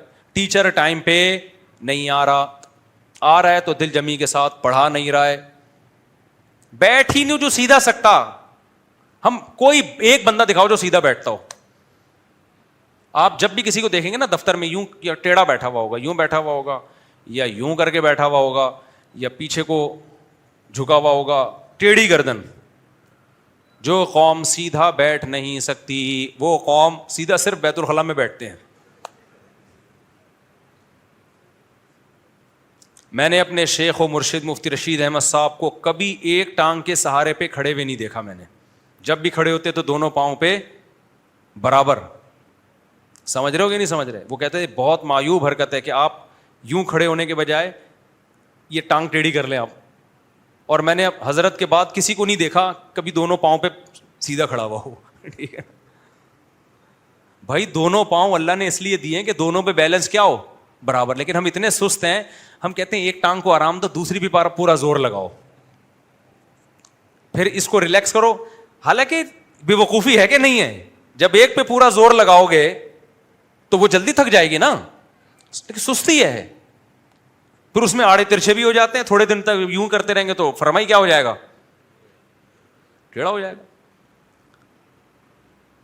بیٹھنے کی پوزیشن, میں بندے کو دیکھ کے اندازہ لگا لیتا ہوں یہ سست ہے یا چست ہے,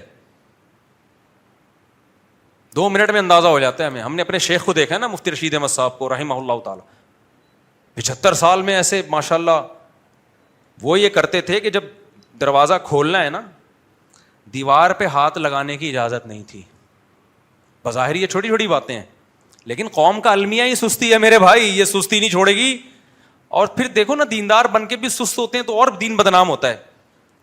ہمارے حضرت کا جو آفس تھا نا, میں گیا, ہمیں تو نہیں پتا تھا زیادہ, دیوار پہ ہاتھ لگایا. اچھا میں یہ کام کرتا نہیں تھا, اس دن میری کہیں شامت آئی بھی ہوگی, سب کو دیکھ رہا تھا, تو دیوار پہ ہاتھ لگایا, دروازہ یوں کر کے کھولا.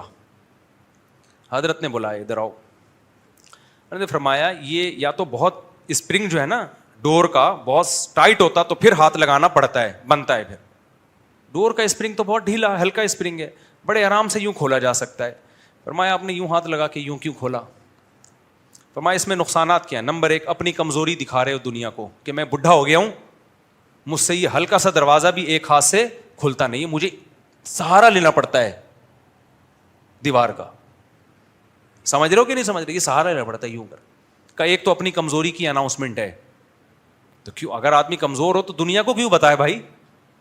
نمبر 2, جب یہ ہاتھ یہاں لگاؤ گے تو دیوار پہ پڑے گا نشان, دیوار ہو جائے گی گندی, اور واقعی وہ آفس میں وہ حصہ کیا لگ رہا تھا, تھوڑا سا میلا, پورے کمرے کے کلر کا بیڑا غرق. تیسری بات, اب اس نشان کو اگر ہم ختم کرتے ہیں, کسی سرف وغیرہ سے دھوتے ہیں, تو یہ جگہ زیادہ لائٹ ہو جائے گی, کلر اتر جائے گا. پھر اس کلر کو کرنے کے لیے ایسا ہی کلر کرتے ہیں تو وہ پھر ڈفرنٹ, اب پورے کمرے کا کلر اکھڑ کے دوبارہ ہی ہوگا. آپ کہہ رہے ہوں گے یار یہ کس قسم کی باتیں کر رہے ہو مفتی صاحب, وہ شادیوں والی باتیں ٹھیک تھیں, یہ کیا شروع کر دیا آپ نے. میں ان باتوں کو چھوٹا نہیں سمجھتا, میں ان باتوں کو چھوٹا نہیں سمجھتا. جب سیڑھیوں پہ چڑھتے تھے نا تو بھی سہارا لے کے نہیں چڑھتے تھے, وہ جب بالکل ضعیف ہو گئے تو پھر آخر عمر میں سہارا لینا شروع کر دیا انہوں نے. ورنہ سیڑھیوں پہ آپ چلو نا, ایسے کیا ضرورت ہے اس کو پکڑنے کی. خیر پکڑ لیں, کوئی شریعت میں حلال حرام کا مسئلہ نہیں ہے یہ, لیکن میں ایک مثال دے رہا ہوں کہ سست لوگوں کے حالات کیا ہوتے ہیں اور چستوں کے حالات. ایک واقعہ سنا کے بس بیان ختم کرتا ہوں, پھر کیونکہ ٹائم ہو گیا ہے. 2 سست لیٹے ہوئے تھے, 2, ہماری جو مثال ہے نا, 2 سست کیا تھے, لیٹے ہوئے تھے. ہمت پیدا کرو میرے بھائی, ہمت. 2 سست لیٹے ہوئے تھے نا, گھڑ سوار قریب سے گزرا, ایک سست نے اس کو آواز دی گھڑ سوار کو, بھائی ذرا ادھر آ یار کام ہے. وہ بےچارہ اترا, پتہ نہیں مر رہے ہیں. قریب گیا تو کہنے لگا یار میرے یہ بیر کا دانہ یہاں پڑا ہوا ہے, اٹھا کے میرے منہ میں ڈال دے یار, بڑی نوازش ہوگی تیری.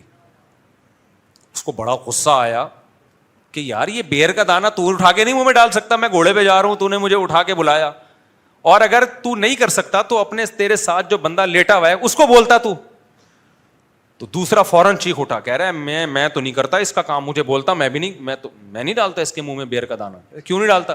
کہہ رہا ہے کتا میرے منہ میں پیشاب کر رہا تھا, میں سے کہتا بھگا, یہ بھگا نہیں رہا تھا, یہ بھگا نہیں رہا تھا. میرے بھائی اگر یہ جو سستی ہے نا ہم نے توبہ نہ کی تو انجام کیا ہوگا. تو سستی کا دوسرا سبب کیا ہے, وہ ہے مادی. تو وہ کون سی خوراکیں ایسی ہیں, کون سا لائف اسٹائل ایسا ہے جس سے آپ سست ہو جاؤ گے. وہ جب تک خوراکیں چینج نہیں کرو گے آپ میں ہمت پیدا نہیں ہو سکتی. اب ٹائم پورا ہو گیا ہے, اگلے جمعے انشاءاللہ ہم اس کو لے کے چلیں گے. اللہ تعالیٰ سمجھنے کی عمل کی توفیق عطا فرمائے. بھائی یہ جن کا نکاح ہے ذرا اسپیڈ سے آگے آ جائیں. محمد متین خان بل محمد ضمیر خان, آیو ایک ہے. وعلیکم السلام, کیا حال ہے, سب سیٹ چل رہا ہے؟ آپ تو دیکھے والے آدمی. لائبہ واحد بنت محمد واحد دلہن کا نام, اور 50,000 مہر ہے. دلہن کے وکیل آپ ہیں, آپ نے اجازت دی کہ 50,000 مہر میں لائبہ واحد بنت محمد واحد کا نکاح محمد متین خان بل محمد منیر خان سے کروں, اجازت ہے؟ الحمد للہ نحمده ونستعینه ونستغفره ونؤمن به ونتوکل علیہ ونعوذ باللہ من شرور انفسنا ومن سیئات اعمالنا من يهده الله فلا مضل له ومن يضلله فلا هادي له ونشهد ان لا اله الا الله وحده لا شريك له ونشهد ان سيدنا وحبيبنا وشفيعنا وسندنا محمدا عبده ورسوله صلی اللہ تعالی علیہ وعلی آلہ واصحابہ وبارک وسلم تسلیما کثیرا کثیرا. اما بعد فاعوذ باللہ من الشیطان الرجیم, بسم اللہ الرحمن الرحیم. یا ایھا الناس اتقوا ربکم الذی خلقکم من نفس واحدۃ وخلق منها زوجها وبث منهما رجالا كثيرا ونساء واتقوا الله الذي تساءلون به والأرحام إن الله كان عليكم رقيبا. وقال تعالى يا أيها الذين آمنوا اتقوا الله وقولوا قولا سديدا يصلح لكم أعمالكم ويغفر لكم ذنوبكم ومن يطع الله ورسوله فقد فاز فوزا عظيما. وقال النبي صلى الله عليه وسلم النكاح من سنتي وقال فمن رغب عن سنتي فليس مني. وقال النبی صلی اللہ علیہ وسلم تزوجوا الودود الولود فإنی مباہی بکم الامم. وقال النبی صلی اللہ علیہ وسلم تزوجوا ولا تکونوا کرہبان النصارى. جناب محمد متین خان ول محمد منیر خان، میں نے 50,000 مہر میں آپ کا نکاح لائبہ واحد بنت محمد واحد سے کیا. آپ نے اس نکاح کو قبول کیا؟ ماشاء اللہ، بڑی خوشی ہوئی، اللہ جزائے خیر دے. اگر آپ قبول نہ کرتے تو ہم کیا کر لیتے؟ آپ کا احسان کیا آپ نے اس امت مسلم. بیٹھے تو دعا مانگ لیں نا، اللہ سے بھی تو قبول والے نا اس کو. الحمد للہ رب العالمین والعاقبۃ للمتقین والصلاۃ والسلام علی رسول الکریم وعلی آلہ وصحبہ اجمعین. اے اللہ اس نکاح کو اپنے دربار میں قبول فرما، اس کی برکتیں زوجین کو تادم حیات نصیب فرما. آپس کے اختلاف و انتشار سے، لڑائی جھگڑوں سے، ہر قسم کے شر فساد سے اللہ ان دونوں کی ہمیشہ کے لیے حفاظت فرما. اے اللہ اس نکاح کو دونوں کے خاندانوں میں جوڑ کا ذریعہ بنا، محبت الفت کا ذریعہ بنا. جس کی جو جائز مراد ہو اس کی مراد کو پورا فرما. ربنا آتنا فی الدنیا حسنۃ وفی الآخرۃ حسنۃ وقنا عذاب النار. صلی اللہ تعالی علی خیر خلقہ محمد وعلی آلہ وصحبہ اجمعین. اللہ مبارک کرے بہت. ٹھیک ہے، ابھی تو مسائل بھی ہیں. مجھ سے پہلے سوال دیا تھا، برائے مہربانی جواب دے دیا کریں، پیغمبروں کا اللہ سے دعا مانگنے کا کیا طریقہ تھا؟ یہی طریقہ تھا جو ہمیں بتایا گیا، ہاتھ اٹھا کے ایسے اللہ کے سامنے دعا مانگنا، یہی طریقہ تھا. ٹھیک ہے، ایک پرچی اڑ گئی ہے، کوئی خاص پرچی ہو گئی جو اڑ کے گئی ہے. ہائے یہ تو مسئلہ بہت دفعہ بیان کر چکا ہوں. 3 طلاقیں ایک ہی مجلس میں 3 شمار ہوں گی، 3 شمار ہوں گی، سمجھتے ہو؟ اس پہ بہت دفعہ بیان کر چکا ہوں. ایک نہیں ہوتی 3 طلاقیں. کوئی نہ کسی صحابی سے ثابت ہے، نہ قرآن سے ثابت ہے، نہ حدیث سے ثابت ہے، نہ چاروں اماموں میں سے کسی امام سے ثابت ہے. اجماعی مسئلہ یہ ہے. اگر کوئی مریض ڈاکٹر سے علاج کراتے ہوئے ٹھیک ہو جائے، ٹھیک ہونے کے بعد کہے کہ ڈاکٹر نے ٹھیک کیا ہے، تو کیا وہ اسباب کی دنیا میں ایسا کہے تو کیا مشرک ہوگا؟ نہیں بھائی، مشرک نہیں ہوگا. یہ کہنا کہ ڈاکٹر کی دوا سے میں ٹھیک ہو گیا ہوں، یہ شرک نہیں ہے. اس دوا سے مجھے فائدہ ہوا ہے. بعض لوگوں کو بہت زیادہ غلو کر دیتے ہیں مسائل میں. یہ جو بلاغت کی کتابیں ہیں نا عربی کی، اس میں لکھا ہے جو ہم پڑھتے ہیں، انبت الربیع البقل، بہار کا موسم کھیتیاں اگاتا ہے نا. تو جب کوئی ملحد اور دہریہ کہتا ہے نا بہار کا موسم کھیتی اگاتا ہے، تو وہ نسبت حقیقی ہوتی ہے. وہ سمجھتا ہے خالق اللہ نہیں ہے بلکہ بہار کے موسم ہے. جب مومن کہتا ہے کہ بہار کا موسم ترکاریاں اگاتا ہے، تو وہ مجازن نسبت کر رہا ہوتا ہے. اگاتا تو اللہ ہے، لیکن اللہ نے اسباب کی دنیا میں کھیتیوں کا سبب موسم بہار کو رکھا ہے. سمجھتے ہو کہ نہیں؟ ہم جب روٹی کھاتے ہیں تو پیٹ بھر جاتا ہے، تو اصل میں تو اللہ نے بھرا، کیونکہ یہ پیدا روٹی کو پیٹ بھرنے کے لیے کس نے کیا ہے؟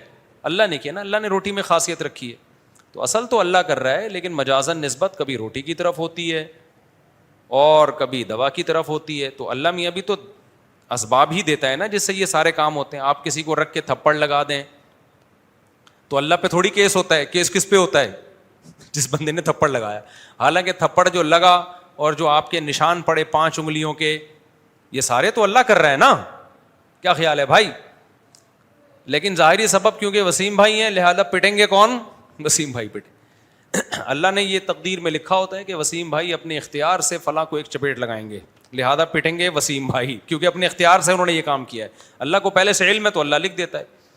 اور پھر چلو وسیم بھائی نے یہ کام اپنے اختیار سے کیا، لیکن تھپڑ میں طاقت کس نے رکھی ہے؟ طاقت تو اللہ نے رکھی ہے نا. اگر وسیم بھائی کے تھپڑ میں اللہ طاقت نہ رکھتا تو سلیم کے تھپڑ لگتا. تو اصل تو ہر چیز اللہ کی طرف لوٹ رہی ہے. تو جیسے ہم کہتے ہیں فلاں نے بندہ قتل کر دیا، موت دے دی فلاں کو، تو اس سے ہم مشرک نہیں ہوتے. اسی طرح ہم کہتے ہیں کہ جی پانی سے میری پیاس بجھ گئی، تو اس سے ہم مشرک نہیں ہوتے. تو یہ کہنا کہ اس دوا سے میں ٹھیک ہو گیا یا اس ڈاکٹر سے میں ٹھیک ہو گیا، اس سے کہاں شرک کا کیا تعلق ہے؟ اس سے شرک کا کوئی تعلق نہیں ہے. تو وہمی نہ بنا کریں. بعض لوگ بہت وہمی بن جاتے ہیں کہ اگر وہ ہم نے یوں کہہ دیا تو یوں ہو جائے گا. کچھ بھی نہیں ہوگا. باقی مسلمان ویسے نارملی اللہ کی طرف چیزوں کی نسبت کرنی چاہیے تاکہ اسباب سے نظر ہٹے. بھائی اللہ نے فضل کیا الحمدللہ مجھے شفا مل گئی. اور اگر کوئی پوچھ رہے ہیں کون سا ڈاکٹر تھا, بولیں اس ڈاکٹر سے شفا ملی ہے, تو دونوں ٹھیک ہیں. وہمی نہ بنے خدا کا واسطہ. پہلے ڈپریشن کے بہت سارے مسائل ہیں, لوگ شرک کے معاملے میں بھی وہمی بن جاتے ہیں, طلاق کے مسائل میں وہمی بن جاتے ہیں, طہارت کے مسائل میں وہمی بن جاتے ہیں. نلکے کو میں نے اس دن میں نہیں بتایا ہوں, یوں کر کے کونی سے واش روم کا دروازہ وہمی کھولتا ہے کہ وہ کہتے ہیں اتنے ناپاک ہاتھ اس دروازے پہ لگے ہیں تو یہ ناپاک جراثیم. تو وہ میں نے مسائل سن کے نا ایک دن میں بھی یوں کرنے لگا تھا. مجھے ایک دم خیال ہوا کہ یار یہ میرے اوپر بھی اثر پڑ گیا ہے, لوگوں نے مسئلہ اتنے پوچھے ہیں. کیونکہ زیادہ ڈیپ میں جاؤ گے نا تو ظاہر ہے کتنے لوگ استنجا کر کے صابن سے ہاتھ دھوئے بغیر آ رہے ہوتے ہیں, واش روم کا دروازہ کھول رہے ہوتے ہیں. تو آپ جب ہاتھ لگے گا تو آپ تو بہت زیادہ ڈیپ میں جانے کی ضرورت ہے ہی نہیں. یہ اللہ نے ہاتھ دیا ہے, ہمیں کونیاں نہیں دی ہیں. کونیاں کسی کو مارنے کے لیے دی ہیں. کوئی بندہ نہ سدھر رہا ہو نا, جا کے سائڈ پہ کونی مارو, یہ اس کام کے لیے. باقی ویسے واش روم کا دروازہ کھولنا چاہیے ہاتھ دھو کے. اچھا یہ مسئلے جتنے بتائے جائیں وہم اور بڑھتا ہے لوگوں کا, کم نہیں ہوتا. اب بہت سے لوگ دیکھنا کونیوں پہ سیٹ ہو جائیں گے. ٹھیک. اچھا بھائی مفتی صاحب توحید شرک کے حوالے سے برائے مہربانی مختصر وضاحت کریں کہ اسباب کے تحت مدد کون کر سکتا ہے, اور ٹھیک تو اللہ ٹھیک, اور غیب کی مدد تو کیا لکھا پتہ نہیں. دیکھیں اسباب تو اللہ نے جو اسباب پیدا کیے ہیں ان کے ذریعے کام ہوتا ہے, اور جس چیز کے اسباب پیدا ہی نہیں کیے ہیں تو وہ صرف اللہ ہی کر سکتا ہے. اب آپ بوڑھے ہو جائیں تو ڈاکٹر کہتے ہیں, میڈیکل سائنس کہتی ہے کہ آپ کے اولاد کا چانس ختم ہو گیا. عورت خاص طور پہ, مرد میں تو پھر بھی رہتا ہے حساب, یعنی چانس رہتا ہے, عورت میں تو بڑھاپے میں ختم ہو گیا. لیکن اللہ اسباب کا محتاج نہیں ہے, وہ بغیر سبب کے دے سکتا ہے. تو کسی نبی کے بارے میں, فرشتے کے بارے میں, بزرگ کے بارے میں یہ عقیدہ رکھنا کہ یہ اسباب کے بغیر خود بخود کام کر سکتا ہے, اللہ نے اس کو اختیارات دے دیے ہیں, تو یہ شرک ہے. اللہ کہتا ہے میں نے کسی کو اختیارات نہیں دیے. جو آج کل کے مشرک ہیں وہ گڑبڑ یہ کرتے ہیں, وہ کہتے ہیں ہم یہ تھوڑی کہہ رہے ہیں خود سے ان کے پاس اختیار ہیں, اللہ نے دے دیے تو کیا اللہ نہیں دے سکتا. ہم کہتے ہیں اللہ سب کچھ کر سکتا ہے لیکن اللہ دیتا نہیں ہے. اللہ سب کچھ کر سکتا ہے لیکن اللہ کسی کو اختیار دیتا نہیں ہے. اللہ کہتے ہیں تم اپنی حکومت میں کسی کو شریک نہیں کرتے تو میں کیسے شریک کر لوں. تو اللہ نہیں دیتا کسی کو. اللہ کہتے ہیں سارے اسباب سے ہٹ کے اختیارات میرے پاس ہی ہیں, میں نے دیے ہی نہیں ہے کسی کو. سمجھتے نہیں ہو نا بات کو, جب نہیں پڑھو گے رات کو تو نہیں سمجھو گے بات کو. مفتی صاحب میں کیا لکھا ہے بھائی, گاڑی چلاتا ہوں وہ سواری دیتی اور مجھے کمیشن کاٹتی ہے, سو میں 12 روپے تو یہ جائز ہے, سود میں تو نہیں آئے گا. مجھے سواری دیتی ہے اور مجھ سے کمیشن, تو جو بڑی بڑی کمپنیاں ہیں وہ آپ کو سواری دیتی ہیں اور اس پہ کمیشن لیتی ہیں, تو اس میں سود کا کوئی تعلق نہیں ہے, اس سے جائز ہے. ہاں یہ شیعہ سنی مسائل نہ پوچھا کرو, اس سے فرقہ واریت کم نہیں ہوتی میرے بھائی, پھیلتی ہے. جن لوگوں نے دین اسلام کی دعوت نہیں پہنچی تو کیا وہ ہمیشہ ہمیشہ جہنم میں جائیں گے, کیونکہ جو جس مذہب میں پیدا ہوتا ہے اس کو حق پر سمجھتا ہے. جیسے مسلمان کہتے ہیں ہم نے بھی کبھی خود سے تحقیق نہیں کی, بس مسلمان گھرانے میں پیدا ہو گئے تو ہم مسلمان ہیں.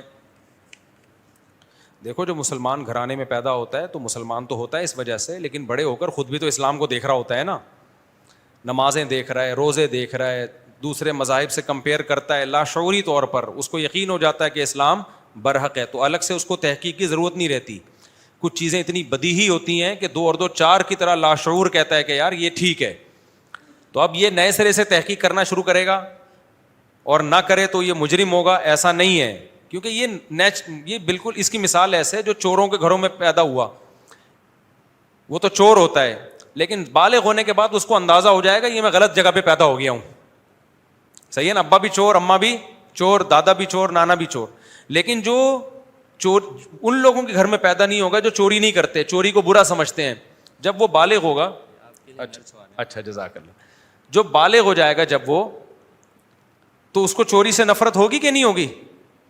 اب کوئی کہے میں نے چوری کے خلاف تقریریں بھی نہیں سنی, تحقیق بھی نہیں کی ہے کہ چوری بری چیز ہے کہ اچھی چیز ہے, پھر بھی میں جو چوری نہیں کر رہا یہ تو باپ دادا کی وجہ سے نہیں کر رہا, لہذا میں نئے سرے سے تحقیق کروں گا کہ چوری ٹھیک ہے, یہ چوری سے بچنا ٹھیک ہے.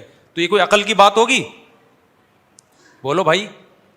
ہم کہیں گے بھائی چوری کرنا ایسی بری چیز ہے جو انسان کی فطرت میں اللہ نے ڈال دی ہے اس کی برائی, تو اگر کوئی ایمانداروں کے گھروں میں پیدا ہوا جو چوری نہیں کرتے, وہ نیچرلی چوری سے بچے گا, اور اس بچنے میں اس کو تحقیق کی ضرورت نہیں ہے, بلکہ وہ اللہ کا شکر ادا کرے گا, اللہ یہ تو 2 اور 2 4 کی طرح واضح بات ہے کہ چوری نہیں کرنی چاہیے, تو نے میرے لیے آزمائش آسان کر دی. میں چوری اس لیے نہیں کر رہا کہ میرے ماں باپ چور نہیں ہے, تو میرے لیے آزمائش آسان ہو گئی ہے. اس کے لیے مشکل ہے جو چوروں کے گھر میں پیدا ہوا, وہ بڑا ہوگا تو اس کو تحقیق کرنی پڑے گی کہ یہ ابا ٹھیک بھی کر رہے ہیں کہ نہیں کر رہے. تو مسلمان کے لیے اللہ نے راستہ آسان کر دیا ہدایت کا, اس کو مسلمان گھرانے میں پیدا کر دیا. جب وہ بالغ ہوتا ہے تو جیسے ایمانداری یہ 2 اور 2 4 کی طرح سب کو پتا یہ اچھی چیز ہے, چوری بری چیز ہے, تو اسلام کی بھی اللہ تعالیٰ حقانیت اس کے دل میں ڈال دیتے ہیں 2 اور 2 4 کی طرح, کہ بھائی اسلام کے مقابلے میں کوئی اسلام کے ٹکر کا مذہب نہیں ہے ہی نہیں. آپ کمپیئر تو کرو نا, تبھی میجورٹی مسلمان ہی رہتی ہے الحمدللہ, ان کو اور ڈٹ جاتی ہے, جان دے دیتے ہیں, مذہب نہیں چھوڑتے, حالانکہ تحقیق نہیں کی ہوتی انہوں نے, اس لیے کہ ان کو لاشعوری طور پر ان کو پتا ہوتا ہے کہ بھائی یہ مذہب ٹھیک ہے, یہ مذہب اچھی. ابھی کچھ دن پہلے ایک ہندو مسلمان ہوا, کچھ دن پہلے وہ یہیں آیا نا, یہیں اللہ نے اس کو توفیق دی, تو میں نے اس سے ویسے ہی پوچھا, میں نے کہا آپ کو کس نے موٹیویٹ کیا؟ اس نے کہا بھائی جو مذہب 5 نمازوں کا حکم دیتا ہے وہ غلط کیسے ہو سکتا ہے؟ کہا دنیا کے کسی مذہب میں اللہ کی عبادت کا تصور ہی نہیں ہے, مذہب تو اللہ کی طرف لے کے جاتے ہیں نا. تو باقی مذاہب کو آپ دیکھ لو, کوئی ہے جو خدا کا تعارف کرواتا ہو؟ ہے؟ کہہ رہے ہیں کتنا پیارا مذہب ہے, یہی ایک چیز کافی ہے کہ فجر کی نماز, پھر ظہر میں وضو کر کے اللہ کے سامنے سجدہ کرو, پھر عصر میں پاک صاف ہو کے وضو کر کے صاف کپڑے پہن کے اللہ کے سامنے سجدہ کرو. کہہ رہے یعنی اس کی میں بات کو اپنے الفاظ میں بیان کر رہا ہوں کہ اللہ کی عبادت جو خالق کائنات ہے, جس نے ہمیں پیدا کیا ہے, اس کی عبادت یہ انسان کی نیچر ہے, اس کو اچھا سمجھتا ہے ہر انسان. یار اس کے لیے تو بھی تو کچھ کرنا چاہیے نا. تو وہ پیکیج اسلام نہیں دیا ہے. اسلام کے علاوہ کوئی اللہ کا تعارف, خدا کی عبادت کا تصور کوئی اور مذہب دیتا ہی نہیں ہے. تصور دیتا ہے تو ناقص تصور ہے. سمجھتے ہو کہ نہیں سمجھتے ہو؟ تو کہہ رہے یہ تو 2 اور 2 4 کی طرح ہے کہ اسلام کی ٹکر کا کوئی مذہب ہو تو ہم کمپیئر کریں نا. تو کہہ رہے میں نے اپنے ماں باپ سے بولا کہ بھائی میں نہیں ہندو رہوں گا, میں اسلام قبول کروں گا, اس لیے کہ 5 نمازوں کا ہوئی, خدا کی عبادت کروا رہے ہم سے, کوئی اور مذہب عبادت نہیں کرواتا. کرواتا بھی ہے تو خدا کے علاوہ کی شروع کروا دیتا ہے. عیسائی اللہ کے ساتھ حضرت عیسیٰ ابن مریم کو ماننا شروع کر دیتے ہیں. یہودیوں میں نماز کا تصور, اور ہندوؤں میں پتھروں کے سامنے جھکا رہے ہیں جا کے, سکھوں میں اور کچھ چل رہا ہے. تو اللہ جو سچی مچی کا اللہ ہے, جو کائنات کا خالق ہے, اس کی عبادت کا تصور تو صرف کس میں ہے بھائی؟ اسلام میں. اسلام کے علاوہ کہیں ہے ہی نہیں. تو میں جب مسلمان گھر میں پیدا ہوا, میں نے اپنے باپ کو دیکھا نماز پڑھتے ہوئے, اپنی ماں کو دیکھا تہجد میں, باپ کو تہجد میں دیکھا دعائیں مانگتے ہوئے. میرے والد صاحب چونکہ مذہبی گھرانے سے تھے, مذہبی تھے, تو ہر وقت پاک صاف رہتے تھے, باوضو رہتے تھے, تلاوت کرتے رہتے تھے, داڑھی تھی ماشاءاللہ. باپ کے داڑھی ہونا بہت ضروری ہے یار, ورنہ وہ باپ میں روحانیت نہیں پیدا ہوتی. ابا داڑھی والے ہی اچھے لگتے ہیں یار. میں جب دوسروں کے ابا کو دیکھتا تھا نا کہ ڈیڈی داڑھی نہیں ہے, میں کہتا یار ان میں ہمارے ابا والا لک ہی نہیں آ رہا. کچھ چیزیں بڑی نوٹ کی. دیکھو باپ میں نا انسان کو ایک روحانیت نظر آتی ہے, وہ داڑھی کے بغیر پیدا نہیں. خدا کی قسم باپ پہ داڑھی بہت پیاری لگتی مجھے.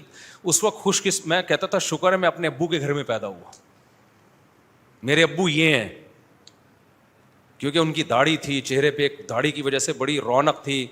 پھر مسواک بہت کرتے تھے, سفید چمکتے دانت تھے ان کے, کیونکہ مذہبی تھے نا. ابے دین کو فالو کرتے تھے نا, تو ہمیں تو اسلام سے فائدہ ہو رہا تھا نا, نقصان تھوڑی ہو رہا تھا ہمیں. اب میں بڑے ہو کے کہوں کہ ابے یار میں تو دوبارہ سے تحقیق کروں گا, پتہ نہیں اسلام ٹھیک ہے نہیں, مجھے تحقیق کی ضرورت نہیں ہے. میں نے بچپن سے اسلام کا حسن اپنے گھر میں, اپنی سوسائٹی میں دیکھا ہے بھائی, مجھے کیا ضرورت ہے اسلام چھوڑنے کی. وہ حسن بتا رہا ہوں آپ کو. میرے ابا کے دانت سفید چمکتے, کیونکہ ہر وقت کیا کرتے تھے, مسواک, ٹوتھ پیسٹ برش کا استعمال نہیں کرتے تھے. کمال کی بات یہ ہے 63 سال کی عمر میں ایک دانت ٹوٹنا تو دور کی بات, ہلا بھی نہیں تھا. صرف کس پہ سیٹ ہوئے تھے؟ مسواک پہ, ٹھیک ہے نا, پابندی سے. تہجد اٹھتے تھے. جب گھر میں مسائل آتے تھے, روحانی ٹوپی ڈراموں کے پاس نہیں جاتے تھے, کیونکہ اللہ پہ توکل اور اعتماد انسان کو ان چیزوں سے روکتا ہے. ہم نے دیکھا صبر کرتے تھے, 2 رکعت پڑھ کے دعا مانگتے تھے. یہ چیز ہمیں دوسرے مذاہب میں نظر بولو نہیں آتی. ہم نے دیکھا خرچ کرتے ہیں, صدقے خیرات کرتے ہیں, اپنی آمدن سے چھپا کے بھی دیتے ہیں, دکھا کے بھی دیتے ہیں تاکہ ترغیب ہو. یہ چیز ہمیں دوسرے مذاہب میں نظر بولو نہیں آتی. میرے والد صاحب کے ذمے کسی کا 1 روپیہ ہوتا تھا, جب تک ادا نہیں کرتے ان کو چین نہیں آتا تھا. جب دنیا سے گئے ہیں نا, ہمیں یہ اعلان کرنے کی ضرورت نہیں پڑی بھائی والد صاحب کا کسی سے لین دین ہو تو ہم سے رابطہ کریں. لوگ جنازے پہ اعلان کر رہے ہوتے ہیں نا, حالانکہ کر ہی رہے ہوتے ہیں, دیتے پھر بھی نہیں ہیں. جنازوں پہ آج کل اعلان ہو رہے ہیں بھائی میت سے جس کا کوئی لین دین ہو تو لواحقین سے رابطہ کریں. بس یہ فارمیلٹی ہوتی ہے, اس کے بعد کسی کا باپ لواحقین سے رابطہ کر کے 1 روپے تو نکال کے دکھائے نا. تو ہم نے دیکھا بھائی یہ تو سارا مذہب, اگر وہ مذہبی نہ ہوتے تو یہ ساری کوالٹی ان کے اندر نہ ہوتی. ماڈرن دنیا میں وہ ہوتے اور ایکچولی, اور پھر پتہ نہیں, کیونکہ یہ جو آج کل لبرلزم آ رہا ہے اس میں تو بیوی نہیں ہوتی بھائی, گرل فرینڈس ہوتی ہیں. ہم نے دیکھا ہمارے ابا نے ہماری ماں کے ساتھ وفا کی ہے, آخری دم تک خرچہ اٹھایا, ساری ذمہ داریاں پوری کی انہوں نے, ہماری ماں کو شیلٹر دیا. سارے شوہر یہی کر رہے ہوتے ہیں نا, عورت کو شیلٹر دے. غیر مسلم تھوڑی شیلٹر دیتا ہے. آج کل غیر مسلم گرل فرینڈ ہے, جب تک آپ کی ہوس پوری کر رہی ہے ٹھیک ہے, جب وہ اس کو لکوا ہو گیا تو گرل فرینڈ رہتی ہے. یہ جو آج کل جتنے بغیرت بوائے فرینڈ ہے نا, جو کہتے ہیں میں گرل فرینڈ چاند پہ تارے توڑ کے لاؤں گا, یہ کروں گا, اس گرل فرینڈ کو لکوا ہونے دو, پھر دیکھتے ہیں کیا توڑ کے لائے گا. تو بیری کے پتے بھی نہیں توڑ کے لے کر آئے گا اس کے لیے. ایک بادام بھی نہیں جوتا مار کے توڑے گا, جو ہم بچپن میں بادام کے درخت سے چپلے مار کے توڑا کرتے تھے, اس کا خدا کی قسم وہ ٹیسٹ اب تک باداموں میں آیا نہیں ہے یار. بڑی شرارتیں, وہ دیکھو چپل پھر گم ہو جاتی تھی, بڑا مسئلہ ہوتا تھا. بادام تو کھا لیے, اب چپل تلاش کر رہے ہیں, دروازہ بجا رہے ہیں, آنٹی آپ کے یہاں ہماری چپل آئی ہے کائنڈلی. تو پہلے 2 چپلیں وہاں سے پڑیں گی پھر اپنی ورنہ امی پوچھتی ہے نا چپل کہاں گئی تیری. تو خیر, تو اسلام کا حسن میرے بھائی ہم نے اپنے گھروں میں الحمدللہ دیکھا ہے, جو غیر مسلموں کو میسر نہیں ہے. یہ بھنگی چماروں والے سسٹم پہ سیٹ ہو گئے, گرل فرینڈ بوائے فرینڈ. ان کو باپ کی محبت, ماں کی ممتا کہاں ملے گی میرے بھائی. باپ تو خدا کی قسم ایسا پیارا رشتہ ہے نا, ایسا پیارا رشتہ ہے. غیر مسلم کو اس رشتے سے محروم ہو گئے ہیں, باپ کے رشتے سے. تو ہم پر اسلام نے احسان کیا ہے, ہمیں باپ کا رشتہ دیا ہے. انگریزوں کے پاس یہ رشتے نہیں ہیں, کیوں؟ اسلام نہیں ہے. ہندوؤں کے پاس بھی یہ رشتے اب ختم ہوتے جا رہے ہیں, کیوں؟ اسلام نہیں ہے. تو اسلام تو ہم پر اتنے احسانات کر رہا ہے. تو میں آپ کو بتا رہا تھا اسلام کی وجہ سے ہم نے اپنے گھروں میں کیا دیکھا. ہم نے بہن بھائیوں کی محبت دیکھی, صلہ رحمی دیکھی, فکر دیکھی ایک دوسرے کی, پردہ دیکھا. اللہ کا شکر ہے ہم جوائنٹ فیملی میں رہے ہیں, لیکن ہماری بھابیاں ہمارے سامنے نہیں آتی. ہم 4 بھائی کی ٹوٹل 6 بیویاں. ایسا ہوتا نہیں ہے غیر مسلم, 4 بھائی ہیں تو 4 بیویاں ہی ہوں گی. ہم لوگ کیا عجیب حساب چل رہا تھا. ہم لوگ اپنی اماں کے 4 بیٹے تھے, اماں کی بہویں 6 تھیں اس وقت. ہماری ماں کو 4 بیٹوں پہ 6 بہویں کس نے دی ہیں؟ اسلام نے دی ہیں. اماں کو فائدہ ہو گیا کہ نہیں ہو گیا؟ ابے نہیں آ رہی سمجھ میں. اور اگر میرے بھائی بھی اسلام کو پورا فالو کرتے تو اماں کے 4 بیٹے ہوتے, 16 بہویں ہوتی. کیسی وہ جو ایجڈ خاتون ہوتی ہیں نا ساسیں, تو کیسا عیش کرتی. اسلام, جو غیر مسلم لوگ ہیں نا ان کے پاس اسلام نہیں ہے, تو ان کے خاندانی نظام کی ایسی کی تیسی. ساس کو بہو نہیں مل رہی, بہو مل رہی تو اتنی ماڈرن سلیو لیس کپڑے پہن کے. وہ اول تو بہو مل ہی نہیں رہی بیچاروں کو, بہو ملتی ہے بڈھیاں 40 سال میں, تو جا کے کم بخت شادیاں کرتے ہیں. تو بھائی ہم نے تو اسلام کی بیوٹی دیکھی ہے الحمدللہ. فجر کی نمازوں میں ہمارے والد صاحب, ہماری دادی اٹھی ہوتی تھیں, تہجد پڑھ رہی ہوتی تھیں. آج کل دادیوں کے حالات دیکھو, دادیوں میں روحانیت ہی ختم ہوتی جا رہی ہے. دادی نہیں لگتی. ہمیں تو اپنی دادی اچھی لگتی تھی کیونکہ ان کے ہاتھ میں کیا تھی؟ تسبیح. باوضو رہتی تھیں, طہارت کا اہتمام تھا, مصلی بچھا رہتا تھا, اور اس پہ بیٹھ کے قرآن پڑھتی رہتی تھیں. تو اچھا لگتا ہے نا گھر کا یہ ماحول بھائی. تو یہ سب کس نے احسان کی ہم پہ؟ تو اب ہمیں تحقیق کی ضرورت رہے گی یہ سب کچھ دیکھنے کے بعد, کہ میں کہوں کیا ایکچولی میں تو, میرے ابا چونکہ مسلمان, میری اماں مسلمان, ہم مسلمان گھرانے میں پیدا ہو گئے, ایکچولی میں بڑا ہو کر دیکھوں گا کہ کیا. میں نہیں, مجھے دیکھنے کی ضرورت نہیں ہے. میں نے اسلام کا حسن اپنے خاندانوں میں دیکھا ہے. اور جو برائی خاندانوں میں ہے وہ اسلام کو فالو نہ کرنے کی وجہ سے ہے. اگر ہو, میں نہیں کہہ رہا ہے خاندانوں میں برائی, لیکن اگر ہے بھی تو فالو نہ کریں, پورا فالو کرو تو گھروں میں ایسے نور برسے گا میرے بھائی. تو اس لیے تراویح میں اتنا اچھا لگتا تھا ہمارے یہاں رمضان میں نا, ہماری دادی بیٹھی ہوتی, ابو نے, میرے والد صاحب نے ان کے لیے الگ سے چبوترا بنا دیا تھا کیونکہ وہ مصلی پہ بیٹھی تھی. آج کل تو یہ جو لبرل سیکولر لوگ آ رہے ہیں, ان کی تو بوڑھوں کو توفیق ہی نہیں مل رہی اللہ کا نام لینے کی. بڈیاں بھی لگی ہوئی ہیں سلیو لیس کپڑے پہن کے نا, آدھے کپڑے پہن کے بڈیاں عجیب سے ان کی ڈریسنگ ہے بڈھیوں کی. اللہ بچائے یار ماڈرن بننے کی, کیونکہ زندگی بھر اللہ کا نام لیا نہیں, تلاوت نماز میں دلچسپی نہیں لی, اب ٹھڑک ان کو وہ چاہیے جو جوانی میں, اور باڈی ان کی جوانوں جیسی رہی نہیں ہے, تو نہ روحانیت رہی اور نہ مادیت رہی, زندگی برباد. تو نئی نئی جو آ رہی ہیں نا مارکیٹ میں بوڑھیاں بھی بہت اللہ خطر, اور یہ نئی نسل کا بڑھاپا دیکھنا کیا ہوگا. تو ابا داڑھی والے اچھے لگتے ہیں بھائی, ابا لگتے ہیں یار, ہم تو بڑا اچھا لگتا تھا, ہمارے ابا کی گھنی ببر شیر جیسی داڑھی تھی, ایسا پیارا لگتا تھا, پھر تلاوت کرتے آواز بڑی جاندار, دانت صاف, دانتوں کا بڑا اثر پڑتا ہے انسان کی شخصیت پہ. کیوں, کیا کرتے تھے, مسواک, سمجھتے ہو, بہت صاف رہو, صفائی. ہمیں اپنے والد کے جسم سے ایک الگ سی خوشبو سی آتی تھی, کبھی میں نے اپنے والد کے میں اسمیل نہیں دیکھی کبھی. کیوں, نہانا دھونا, صفائی ستھرائی, گھر کو صاف, بستر کو صاف, جو ایک مسلم گھر میں ہونا چاہیے. تو باقی اباؤں کو ہم نے دیکھا ہے, بیٹا ابا کے قریب گیا, ابا کے سگریٹ کے کیا آ رہی ہے, بو آ رہی ہے ابا سے, کیوں, روحانیت آئے گی. آج کل جو ابا مارکیٹ میں آ رہے ہیں, بچوں کو پیار کریں تو بچہ تیزاب سے گال جا کے دھوتا ہے, گٹکے کھا کے تو بچوں کو پیار کر رہے ہیں. بیگم کے قریب آتے ہیں, بیگم کو الٹی آتی ہے. ایک عورت نے مجھے بتایا, میرا میاں گٹکا بھی کھاتا ہے, پان بھی کھاتا ہے, نسوار بھی کھاتا ہے, سگریٹ بھی پیتا ہے, میرے قریب آتا ہے تو الٹی کرنے کو دل کرتا ہے. تو اسلام ہے جو ہے ہمیں پاکیزہ نظام دے رہا ہے, سکون کی زندگی دے رہا ہے, ایک اچھی لائف دے رہا ہے. تو ہم اس اسلام کو تحقیق کریں کہ یہ صحیح ہے کہ غلط ہے. یہ ناشکری نہیں ہوگی ہے بھائی, اللہ کہے گا ابھی بھی تجھے سمجھ میں نہیں آ رہا. تو ہم جیسے مرضی نالائق ہوں, اللہ کی سے امید ہے انشاءاللہ اسلام کو کسی قیمت پہ ہم کمپرومائز اسلام کے ساتھ نہیں کر سکتے. بھائی ہے نہیں کوئی ٹکر کا, اللہ نے پیدا نہیں کیا. میں غیر مسلموں سے کہتا ہوں کچھ دن آؤ اسلام قبول کر کے دیکھو اس لائف میں مزہ کتنا ہے, مزہ کتنا ہے. مزے سے مراد روحانی مزہ. فجر کی نماز میں کیسی لذت ہوتی ہے یار, میں تو کہتا ہوں ایک فجر کی نماز ہی ایسی ہے جو اسلام سمجھانے کے لیے کافی ہے. کتنی روحانیت, ایسا سکون ملتا ہے. ان لوگوں کے صبح کیسے ہوتی ہے, غیر مسلموں کی, اٹھتے ہیں بس, اٹھ کے چائے پیتے ہیں, ایک دم آفس چلے جاتے ہیں. ہم جب صبح اٹھتے ہیں, حی علی الصلاۃ حی علی الفلاح, آؤ نماز کی طرف, الصلاۃ خیر من النوم, نماز نیند سے بہتر, اللہ اکبر, سب سے بڑا کون ہے, اللہ ہے جس نے تمہیں پیدا کیا. کتنا اچھا لگتا ہے صبح صبح اٹھ کے مسواک کرتا ہے, واش روم سے فارغ ہوتا ہے اور وضو کرتا ہے, صاف ستھرا ہو کے, پاک صاف کپڑے پہن کے مسجد میں جا کے اللہ کے سامنے سجدہ کرتا ہے باجماعت نماز میں. کیسا سکون ہوتا ہے نا. اس کے بعد پھر اپنے کاموں کا آغاز کرتا ہے. تو یہ مزے میرے بھائی اسلام کے علاوہ کہیں بھی نہیں ہے. رمضان کے روزے دیکھ لو کیسی روحانیت ہوتی ہے, ہائے ہائے ہائے ہائے ہائے, لیکن سمجھ میں آئے گا نہیں. میں کہتا ہوں اسلام آخرت سے پہلے دنیا کو جنت بنا دیتا ہے آپ کی. فَلَنُحْيِيَنَّهُ حَيَاةً طَيِّبَةً. تو ایک اہم بات یہ کہ اپنے لیے داڑھی نہیں رکھ لو, اپنے بچوں داڑھی نہیں رکھتے, اپنے بچوں کے لیے رکھ لو. بچے کو باپ کون سا اچھا لگتا ہے, فادر جو ہے نا, فادر کی داڑھی اچھی لگتی ہے, اس میں بزرگی کا احساس ہوتا ہے اس. تو جیسی بچہ پیدا ہو نا فوراً کیا کر لو, میں قسم اٹھا کے بول سکتا ہوں بچے کو باپ داڑھی والا پسند ہے, اس میں اس کو ایک باپ پنا زیادہ نظر آ رہا ہے. حدیث میں آتا ہے کہ فرقہ جنتی ہوگا. تو ہم مجتہدین میں جو اختلاف آئے تھے, اختلافات کے باوجود بھی ایک جنتی مرتبے فرقے میں آتے ہیں. جی ہاں, مجتہدین میں جو اختلافات ہیں وہ فروعی اختلافات ہیں, وہ اختلافات صحابہ میں بھی تھے.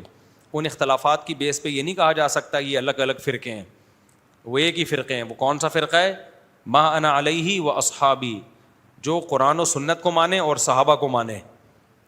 تو جو اس میں ہوگا وہ جنتی فرقہ ہوگا, چاہے ان کے آپس میں نمازیں مختلف بھی کیوں نہ ہو, نماز پڑھنے کا انداز مختلف بھی, کیونکہ دونوں کس کو مانتے ہیں, صحابہ کو. تو ان میں وہی اختلاف ہوں گے جو صحابہ میں تھے, صحابہ سے ہٹ کے کوئی مسئلہ وہ بیان نہیں کریں گے.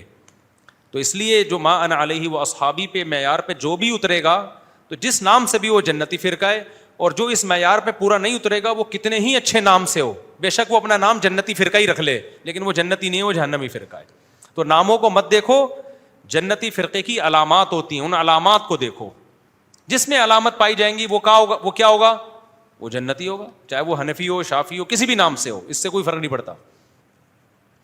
کبیرہ گناہ سے توبہ کرنا کیوں ضروری ہے, اگر قیامت کے دن اعمال تو لے جائیں گے, تو اگر نیکیاں زیادہ ہو گئیں تو گناہ.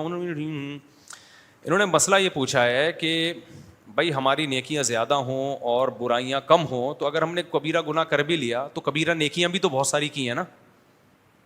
جیسے گناہ کبیرہ ہوتے ہیں تو کبیرہ نیکیاں بھی تو ہوتی ہیں نا, تو نیکیاں ہم نے زیادہ کی ہیں, گناہ کم کیے, تو 2-4 اگر کر بھی لیے تو توبہ کرنے کی کیا ضرورت ہے, قیامت میں تو پلس مائنس ہوگا, نیکیاں زیادہ ہو جائیں گی تو پھر بخشش ہو جائے گی.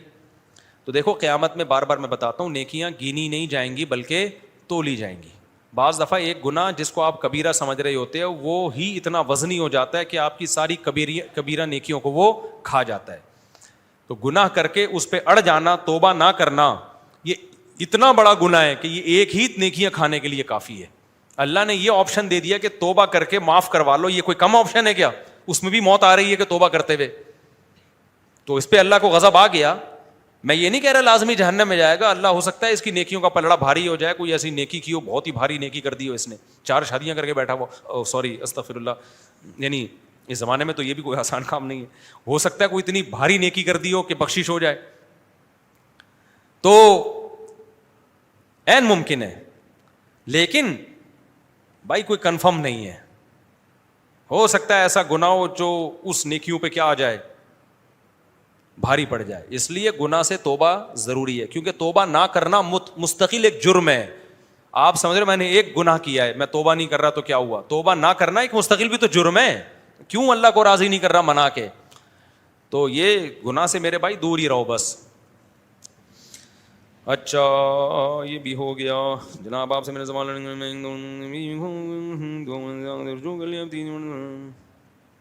ایک صاحب نے بیوی کو 2 مرتبہ طلاق دی اور رجوع کر لیا, اب تیسری مرتبہ بھی دے دی, اب رجوع کرنا چاہتا ہے. رجوع کھیلنے کی اجازت نہیں ہے, 2 دفعہ ہے, تیسری دفعہ میں اب رجوع نہیں ہو سکتا. اللہ اللہ کرے بیٹھ کے, 3 ہو گئی تو ختم, ورنہ تیسری دے کے پھر چوتھی پہ رجوع کرے گا, 5ویں پہ رجوع کرے گا. اور زمانے جاہلیت میں ایسا ہی ہوتا تھا. یہ جو اہل حدیث لوگ بولتے ہیں نا نبی کے دور میں 3 طلاقیں ایک سمجھی جاتی تھیں, اس کا مطلب یہی ہے کہ زمانے جاہلیت میں 3 طلاقیں ایک سمجھی جاتی تھیں. بہت سے صحابہ کو پتہ نہیں تھا کہ یہ مسئلہ منسوخ ہو گیا ہے, اب 3 طلاقیں 3 سمجھی جائیں گی, ایک نہیں سمجھی جائے گی. جیسے متع کا بہت سے صحابہ کو نہیں پتہ چلا تو وہ نبی کے دور میں حلال سمجھتے تھے اس کو. حضرت عمر نے متع پہ پابندی لگا دی, تو حضرت عمر نے الگ سے قانون نہیں بنایا, بلکہ وہی پابندی جو نبی کے دور میں لگ چکی تھی, جس کا لوگوں کو علم نہیں تھا, اسی کو نافذ کر دیا. تو ایسے ہی نبی کے دور میں جو 3 طلاقیں ایک سمجھی جاتی تھیں وہ زمانے جاہلیت میں سمجھی جاتی تھیں, نبی نہیں سمجھتے تھے. اسلام نے کہہ دیا کہ اب 3 ایک نہیں ہے, 3 3 ہے. تو بعض صحابہ کو علم نہیں ہوا, حضرت عمر نے اس قانون کو لاگو کر دیا, 3 کو اب 3 ہی سمجھا جائے گا, ایک نہیں سمجھا جائے گا. تو حضرت عمر کا یہ فیصلہ قرآن و سنت کے مطابق تھا, اگینسٹ نہیں تھا. اور 3 کو ایک سمجھنے کا مطلب یہ تھا کہ زمانے جاہلیت میں, موطا امام مالک کی بھی حدیث ہے, ابو داؤد کی بھی, کہ زمانے جاہلیت میں 3 طلاقیں دینے کے بعد بھی لوگ رجوع کر سکتے تھے عدت کے اندر اندر. ہوتا یہ تھا, صحیح حدیث سے یہ بات ثابت ہے, ایک طلاق دی, عدت پوری ہونے والی ہوتی, عورت سمجھتی کہ اب میں اس سے آزاد ہو جاؤں گی, کہیں اور شادی کروں گی, تو عدت پوری ہونے سے پہلے رجوع کر لیا, پھر لٹک گئی عورت. اس زمانے میں عدالتی کھلے نہیں تھے, جو آج کل حرام خوری کا دھندا چل رہا ہے نا, عدالت جاؤ, ورنہ عورت جاتی کورٹ سے کھلا لے کے جان چھڑا لیتی. لیکن اسلام نے طلاق کا اختیار کس کو دیا ہے؟ مرد کو دیا ہے. تو اب مرد کیا کرتا, اس کے ناجائز فائدہ اٹھاتا, پھر اگلے طہر میں دوسری طلاق دیتا. پھر جب عورت کی عدت پوری ہونے والی ہوتی, وہ کہتی اب میں جان چھوٹے گی, میں کہیں اور شادی کروں گی, رجوع کر لیتا. پھر تیسرے میں تیسری دیتا, پھر جان چھوٹنے والی ہوتی, رجوع کر لیتا, پھر چوتھی دیتا. تو وہ نہ چھوڑتا نہ لٹکاتا. تو اسلام نے کہا بھائی آپ کو رجوع کا آپشن 3 دفعہ میں ہے, تیسری طلاق کے بعد آپ کے پاس رجوع کا آپشن نہیں ہے, تاکہ عورتوں پہ ظلم نہ ہو. اس سے بھی پتہ چلتا ہے عدالتی خلا کی کوئی ویلیو ہے ہی نہیں اسلام میں. عورت کی جان چھڑانے کے لیے, کیونکہ اختیار مرد کے پاس ہے نا, تو اس اختیار کو محدود کیا جائے, لامحدود نہ کیا جائے. اگر عورت کے پاس بھی عدالت سے کورٹ کا اختیار ہوتا تو پھر اسلام کو اختیار محدود کرنے کی کیا ضرورت تھی؟ طلاق کی بھی ضرورت نہیں تھی. عورت کہتی میں نے رہنے نہیں, actually I don't want to live with you, I cannot spend my time with you, I love Salim, I don't like Wasim. جیسے کہ آج کل ہو رہا ہے نا کورٹ میں. اور ہمارے بعض مذہبی اسکالرز جن کو قرآن و سنت کا کچھ بھی نہیں پتا, وہ اس عدالتی خلا کو کہہ رہے ہیں قرآن و سنت کے مطابق ہے. مطابق ہوتا تو اسلام زمانے جاہلیت میں مرد کے اختیار کو محدود اسی لیے تو کیا ہے کہ رائٹ تمہارے پاس ہے, تو اب اس کو لامحدود نہیں کرنا, 3 طلاقوں کے ساتھ باؤنڈ کرنا ہے اس کو, کہ تیسری دفعہ کے بعد رجوع کا حق نہ ہو. کیونکہ عورت الگ سے نہیں لے سکتی طلاق, عورت پہ ظلم ہوتا تھا کہ 3 کے بعد بھی مرد اس کو روک لیتا, پھر چوتھی دیتا. عورت کہتی نہ رکھتا ہے نہ روکتا ہے, طلاقیں دیتا جا رہا ہے اور پھر رجوع کر لیتا ہے. تو اسلام نے کہا بھائی 3 دفعہ کے بعد رجوع نہیں کر سکے گا. تو اگر یہ عورت کو بھی عدالت سے کورٹ سے خلا کا حق ہوتا, یک طرفہ خلا جسے کہتے ہیں, تو پھر اسلام کو اس تکلف کی ضرورت کیا تھی کہ بھائی کہ 3 کے بعد. اسلام کہتا بھائی اس نے تو رہنا ہوگا تو 3 کے بعد, 4 کے بعد ہو یا 1 کے بعد ہو, نہیں رہنا ہوگا تو نہیں رہے گی, اس کے پاس تو ویسے ہی حق ہے کورٹ سے جا کے خلا لے لے. تو یہ اس لیے کہ کورٹ کے پاس یہ اختیار نہیں ہے. آج کل کے مذہبی اسکالر میں اتنی سینس تو ہے نہیں, اور یہ علماء پہ اعتراض کرتے ہیں, اتنی سینس تو ہے نہیں جو نئے نئے علماء کے علاوہ جو مذہبی اسکالرز آ رہے ہیں. تو اسلام نے کیا اس لیے کہ سارے رائٹ کس کو دیے ہیں طلاق کے بارے میں, مرد کو دیے ہیں. تو اب وہ ناجائز فائدہ اٹھا رہا تھا, تو اسلام نے کہا بھائی 3 کے بعد حق نہیں ہے, تو اب 3 ایک دفعہ میں دو یا 3 دفعہ میں دو. اسلام نے کہا اب تمہارے اختیار ہم نے محدود کر لیے ہیں, غصے میں دو, محبت سے دو, 3 ایک مجلس میں دو, ایک الگ الگ مجلس میں دو. قرآن و سنت نے ایسا کوئی فرق نہیں کیا ہے. وہ جو اہل حدیث پیش کرتے ہیں نا کہ نبی کے دور میں 3 طلاقیں ایک ہوتی تھی, اس میں کہیں بھی یہ نہیں ہے کہ ایک مجلس کی 3 طلاقیں ایک ہوتی تھیں. اگر ایک مجلس کی 3 ایک ہوتی نا تو عبداللہ بن عباس یوں بیان کرتے نبی کے دور میں ایک مجلس کی 3 طلاقیں ایک ہوتی تھی, حضرت عمر نے ایک مجلس کو 3 کیا. نہ, اس میں علل اطلاق ہے کہ نبی کے دور میں علل اطلاق 3 ایک ہوتی تھی. کیا مطلب, چاہے ایک مجلس میں ہو یا 3 مہینے میں ہو. اور ایک ہونے کا مطلب 3 کے بعد بھی رجوع کا حق ہوتا تھا جیسے 1 کے بعد رجوع کا حق ہوتا ہے. تو وہ 3 عملاً ایک ہی ہو گئی نا, کہ 1 کے بعد بھی رجوع کا حق ہے, 3 کے بعد بھی ایک رجوع کا حق ہے. تو 3 اور 1 میں کوئی فرق نہیں تھا, یہ مطلب ہے.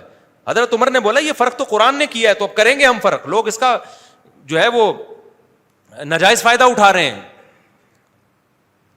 تو حضرت عمر نے اس کو وہی نافذ کیا جو قرآن و سنت کا فیصلہ تھا. سمجھتے ہو کہ نہیں سمجھتے؟ تو اب 3 اکٹھی دو یا الگ الگ مجلسوں میں دو, 3 ہی ہوں گی وہ. اس میں اہل حدیث کا مذہب بالکل باطل ہے, اور کتنے لوگ تو اس چکر میں اہل حدیث بنے طلاقیں دے دے کے بیوی حلال کرنے کے لیے. تو یہ کس بیس پہ آپ مسلک چھوڑ رہے ہو بھائی؟ بیوی حلال کرنے کے لیے آپ نے مسلک چینج کر دیا, اس سے بڑی کوئی بغیرتی ہو سکتی ہے؟ تو اور خود اہل حدیث کے لیے بھی بیوی حلال نہیں ہوگی, کیونکہ اہل حدیث کا دعویٰ ہے ہم قرآن و سنت کو فالو کرتے ہیں. تو قرآن و سنت کی ان دلائل کا آپ کے پاس جواب نہیں ہے, آپ جان چھڑاتے ہو اس مسئلے میں. طلاق کے مسئلے میں کبھی کوئی اہل حدیث آپ کے ساتھ نہیں بیٹھے گا, بحث نہیں کریں گے. ان کو پتہ ہے ہم اس مسئلے میں ہمارے پاس کخ بھی نہیں ہے. تو میرا تو تجربہ ہے نا, 20 دفعہ اہل حدیث بڑے بڑے علماء کو دعوت دی ہے, یار آپ کیوں لوگوں کو حلال کو حرام کو حلال کر رہے ہو یار؟ ایک عورت کو جس کو اللہ نے حرام کر دیا آپ کس بیس پہ حلال کر رہے ہو؟ کہتے ہیں قرآن حدیث میں. ہم کہتے ہیں آؤ ہمارے ساتھ بیٹھ کے بات کرو. نہیں, کبھی بھی اس مسئلے میں جیسے مرزا غلام احمد قادیانی کے جو فالوورز ہیں نا قادیانی, آپ ان سے اس پہ بات کرو کہ حضرت عیسیٰ حیات ہیں یا نہیں, وہ آئیں گے اس پہ بات کریں گے, کیونکہ اس میں وہ دلائل میں الجھاتے ہیں. حالانکہ دلائل اس میں ہمارے مضبوط ہیں اہل سنت کے کہ عیسیٰ علیہ السلام زندہ ہیں, لیکن عیسائی وہ نا قادیانی اس پہ الجھائے گا اس مسئلے میں, اس لیے الجھانے کے لیے وہ مناظرے کے لیے تیار ہو جائیں گے. وہ اس پہ بھی بات کرتے ہیں کہ مرزا غلام احمد قادیانی نبی تھا یا نہیں تھا, اس میں مناظرے کے لیے ایگری ہو جاتے ہیں. لیکن آپ کو پتہ ہے اگر آپ کسی قادیانی سے اس پہ بحث کرو کہ مرزا غلام احمد شریف آدمی تھا یا نہیں تھا, قادیانی زہر کا پیالہ پی لے گا, اس ٹاپک پر بیٹھے گا نہیں آپ کے ساتھ. سمجھ رہے ہو نا, زہر کا, یہ تجربے کی بات کر رہا ہوں میں, زہر کا پیالہ پی لے گا, اس ٹاپک پر کبھی بھی نہیں آپ کے ساتھ بیٹھے گا وہ, کیونکہ اس کی کتابوں سے لگتا ہے کہ وہ شریف آدمی, کتابوں کے حوالوں سے پتہ چلتا ہے وہ شریف آدمی نہیں تھا. تو ایسے ہی میرے بھائی اہل حدیث علماء کو ہم نے دیکھا ہے اس مسئلے میں نا, 3 طلاق کے مسئلے میں کوئی زہر کا پیالہ پی لیں گے, لیکن طلاق اس موضوع پر وہ کسی صحیح مستند عالم سے بات کرنے کے لیے تیار نہیں ہوں گے. وہ نہیں کہنا نہیں بھائی وہ تقلید آ جاؤ, رفع الیدین آ جاؤ, کیونکہ ان میں دلائل دونوں طرف ہیں اور پیچیدہ دلائل ہیں. رفع الیدین کا مسئلہ تو اختلافی ہے نا, اس میں دونوں طرف دلائل ہے. جو جب دونوں طرف دلائل ہوتے ہیں تو جو پیش کرنے والا ہے اس کے اسٹائل کو اور اس کی تیاری کو دیکھا جاتا ہے کہ وہ کس انداز سے پیش کر رہا ہے. اگر وہ انداز صحیح ہوگا تو مناظرہ جیت جائے گا, نہیں صحیح ہوگا تو ہار جائے گا. لیکن طلاق کے مسئلے میں تو کخ بھی نہیں ہے ان کے پاس, لہٰذا اس میں بڑی جان. میرے ایک دوست اہل حدیث ہیں, میں نے ان کو اپنا 3 طلاقوں والا نا میں نے ویڈیو پوری دلائل کے ساتھ ریکارڈ کروائی, وہ کلپ بھیجا. میں نے کہا آپ بتاؤ اہل حدیث علماء کے پاس اس کا کیا جواب ہے, آپ بتاؤ نا, آپ تو خود اہل حدیث ہو, اپنے علماء سے پوچھو نا. تو کہتے ہیں میں نے ان علماء سے بات کی ہے, وہ کہتے ہیں یار چھوڑو اختلافی مسئلہ ہے, کیا رکھا ان مسئلوں میں, آج سے تھوڑی, یہ تو بہت پرانا مسئلہ ہے. میں نے کہا اسی پہ بات کر لیں گے کہ پرانا ہے یا نیا ہے, ٹھیک ہے نا. نہیں بیٹھتے اس پہ وہ. تو اس لیے چاہے اہل حدیث اپنی بیوی کو 3 طلاقیں دے یا کوئی حنفی شافی دے, 3 طلاقوں کے بعد قرآن و سنت میں بہت واضح ہے میرے بھائی کہ بیوی حلال نہیں ہوگی. تو یہ اختلافی نہیں ہے, یہ حق کی مخالفت ہے. میں اہل حدیثوں کی نیت پہ شک نہیں کرتا, ان سے دلائل سمجھنے میں بہت بڑی مسٹیک ہوئی ہے. میں نہیں کہتا انہوں نے جان کر 2 نمبری کی ہے, لیکن ظاہر ہے جب آپ مجتہدین کو چھوڑو گے نا, اپنے علم پہ اعتماد کرو گے تو بڑے بڑے بلنڈر آپ سے ہوں گے. آپ کی نیت اچھی ہوگی لیکن آپ سے غلطیاں بڑی بڑی ہوں گی. میں نیتوں پہ شک نہیں کرتا کہ وہ منجن بیچ رہے ہیں دکان جیسے لوگ کرتے ہیں, نیت قرآن و سنت کو فالو کرنے کی ہوگی, لیکن اس میں ان سے بہت بڑی غلطی ہوئی ہے. اچھا میرے بھائی, ہمارے والد خود مفتی ہیں لیکن جب شادی کا کہتا ہوں تو تھپڑ مارتے ہیں, کہتے ہیں آپ کچھ کماؤ لیکن میں نے گھر بنایا ہے. اس کے بارے میں دیکھو, مفتی ہوں یا آپ کے ابا ڈاکٹر ہوں, شادی اپنے خرچے پہ ہوتی ہے. ابا نے تھپڑ لگایا ایک, اگر میں آپ کا ابا ہوتا تو 2 لگاتا آپ کے. سمجھتے ہو؟ کیونکہ شادی تو کرو لیکن خرچہ کس کا ہوگا؟ ابا کا نہیں ہوگا. خرچہ کس کا ہوگا؟ آپ کا ہوگا. ابا اپنے خرچے پہ کر دیں, ثواب ہے, بہت فضیلت کی بات. ترغیب تو میں دوں گا, آپ اپنے خرچے پہ کر دو. جیسے اپنے خرچے پہ اس کو پراٹھا کھلا رہے ہو, کھانا کھلا رہے ہو, تو اپنے خرچے پہ شادی بھی کر دو. لیکن ایک چیز ابا پہ لازم نہیں ہے تو پھر ان کو زبردستی تھوڑی کی جا سکتی ہے. ابا بولے گا میں نے تیرا بھی خرچہ اٹھایا, بیٹیوں کا بھی میں خرچہ اٹھا رہا ہوں, اب بہو کا بھی اٹھاؤں, اور تو آگے تو اسپیڈ سے بچے بھی مفتی صاحب کا بیان سن کے پیدا کرے گا, وہ بھی میرے کھاتے میں, تو کیا پیڑے کھانے کے لیے آئے گھر میں؟ تو اس لیے میں بار بار کہتا ہوں, ابا کو ترغیب تو دیتا ہوں کہ بچوں کی شادیاں اپنے خرچے پہ کرا دو, اللہ پہ توکل پہ, لیکن ابا پہ لازم نہیں ہے. لہذا ابا سے آپ ریکویسٹ کر سکتے ہیں کہ ابا میں کما نہیں رہا, میں پیڑے کھا رہا ہوں, تو آپ اگر شادی بھی کرا دیں. ابا کرا دیں ٹھیک ہے, نہیں کرائیں تو پھر دوبارہ بولو. تو ایک تھپڑ لگایا آپ کے ابا کو, میری ریکویسٹ ہے کہ آئندہ یہ کہے تو میری طرف سے ایک اور لگا دیں. تو یہ بالکل صحیح کر رہے ہیں آپ کے ابا. اور یہ جو میں ترغیب دیتا ہوں نا اباؤں کو کہ اپنے بیٹوں کی جلدی شادی کرا دو, یہ بھی ہر بیٹے کے بارے میں نہیں دیتا. جو بیٹا سمجھدار ہے, پڑھائی میں لگا ہوا ہے, اپنی ذمہ داریاں پوری کر رہا ہے. آپ کو پتا ہے ابھی NED میں پڑھ رہا ہے یا یونیورسٹی میں پڑھ رہا ہے, ابھی یہ مصروف ہے اور اب ٹائم پہ جاتا ہے, کلاس لیتا ہے, محنت کر رہا ہے, آپ کو پتا ہے اس کا فیوچر اچھا ہو جائے گا, محنتی ہے, اس کی اپنے خرچے پہ کرا دو تاکہ برائیوں سے بچ جائے. کل کمانا شروع کر دے گا, 2-4 سال آپ بہو کو پال لو, پھر یہ اسی نے پالنا ہے. لیکن اگر آپ کا بچہ پان گٹکے والا ہے, یونیورسٹی جا نہیں رہا, پوستیوں کی طرح پڑا رہتا ہے, تو پھر ترغیب بھی نہیں ہے. پھر میں نہیں کہتا ایسے بچے کی شادی کرا دو, عذاب جان بن جائے گا تمہارے لیے. یہ میں نے ایسے لوگوں کو ترغیب دی, میں نے ان کو لوگوں کو بتایا کہ تمہارا بچہ سمجھدار ہے, شادی کرا دو. انہوں نے کرا دی, آج زندگی بن گئی ان لوگوں کی. کہہ رہے ہیں بچہ بھی برائیوں سے بچ گیا, گھر میں ماشاءاللہ ہمیں جو ہے بہو جب دیکھتی ہے نا میرے سسر مجھے کھلاتے پلاتے ہیں, تو بہو کی آنکھوں, سسر کی آنکھوں میں آنکھیں ڈال کے بات بھی نہیں کرتی پھر وہ, ٹھیک ہے نا, اپنے باپ کی طرح سمجھتی ہے اس کو.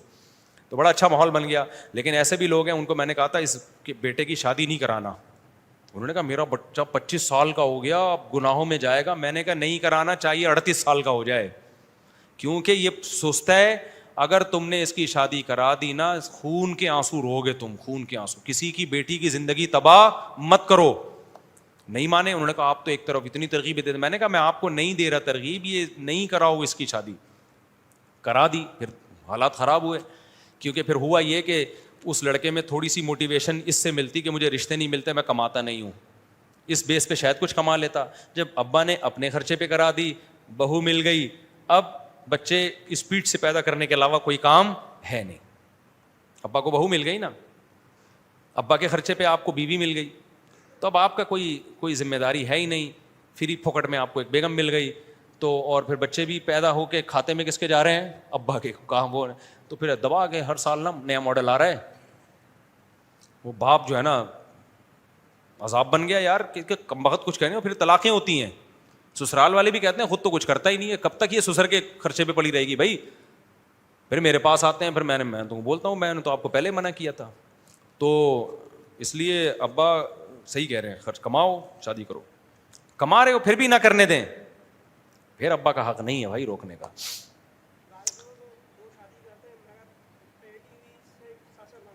نہیں, پہلی بیوی سے خرچہ مانگ کے دوسری شادی تو بے غیرتی ہے.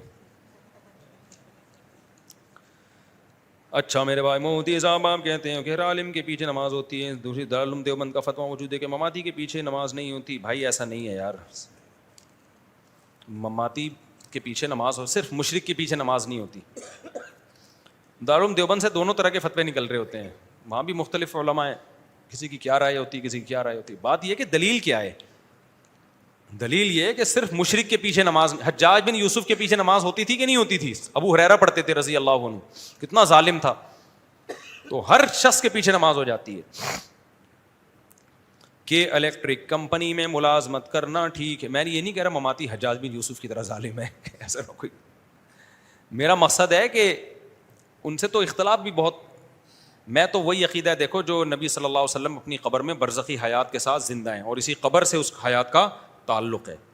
جو ہی علماء دیوبند کا جمہور کا عقیدہ ہے وہی میرا بھی عقیدہ ہے. لیکن ایکسٹریم لیول پہ جانا نا کسی بھی معاملے میں یہ ٹھیک نہیں ہوتا.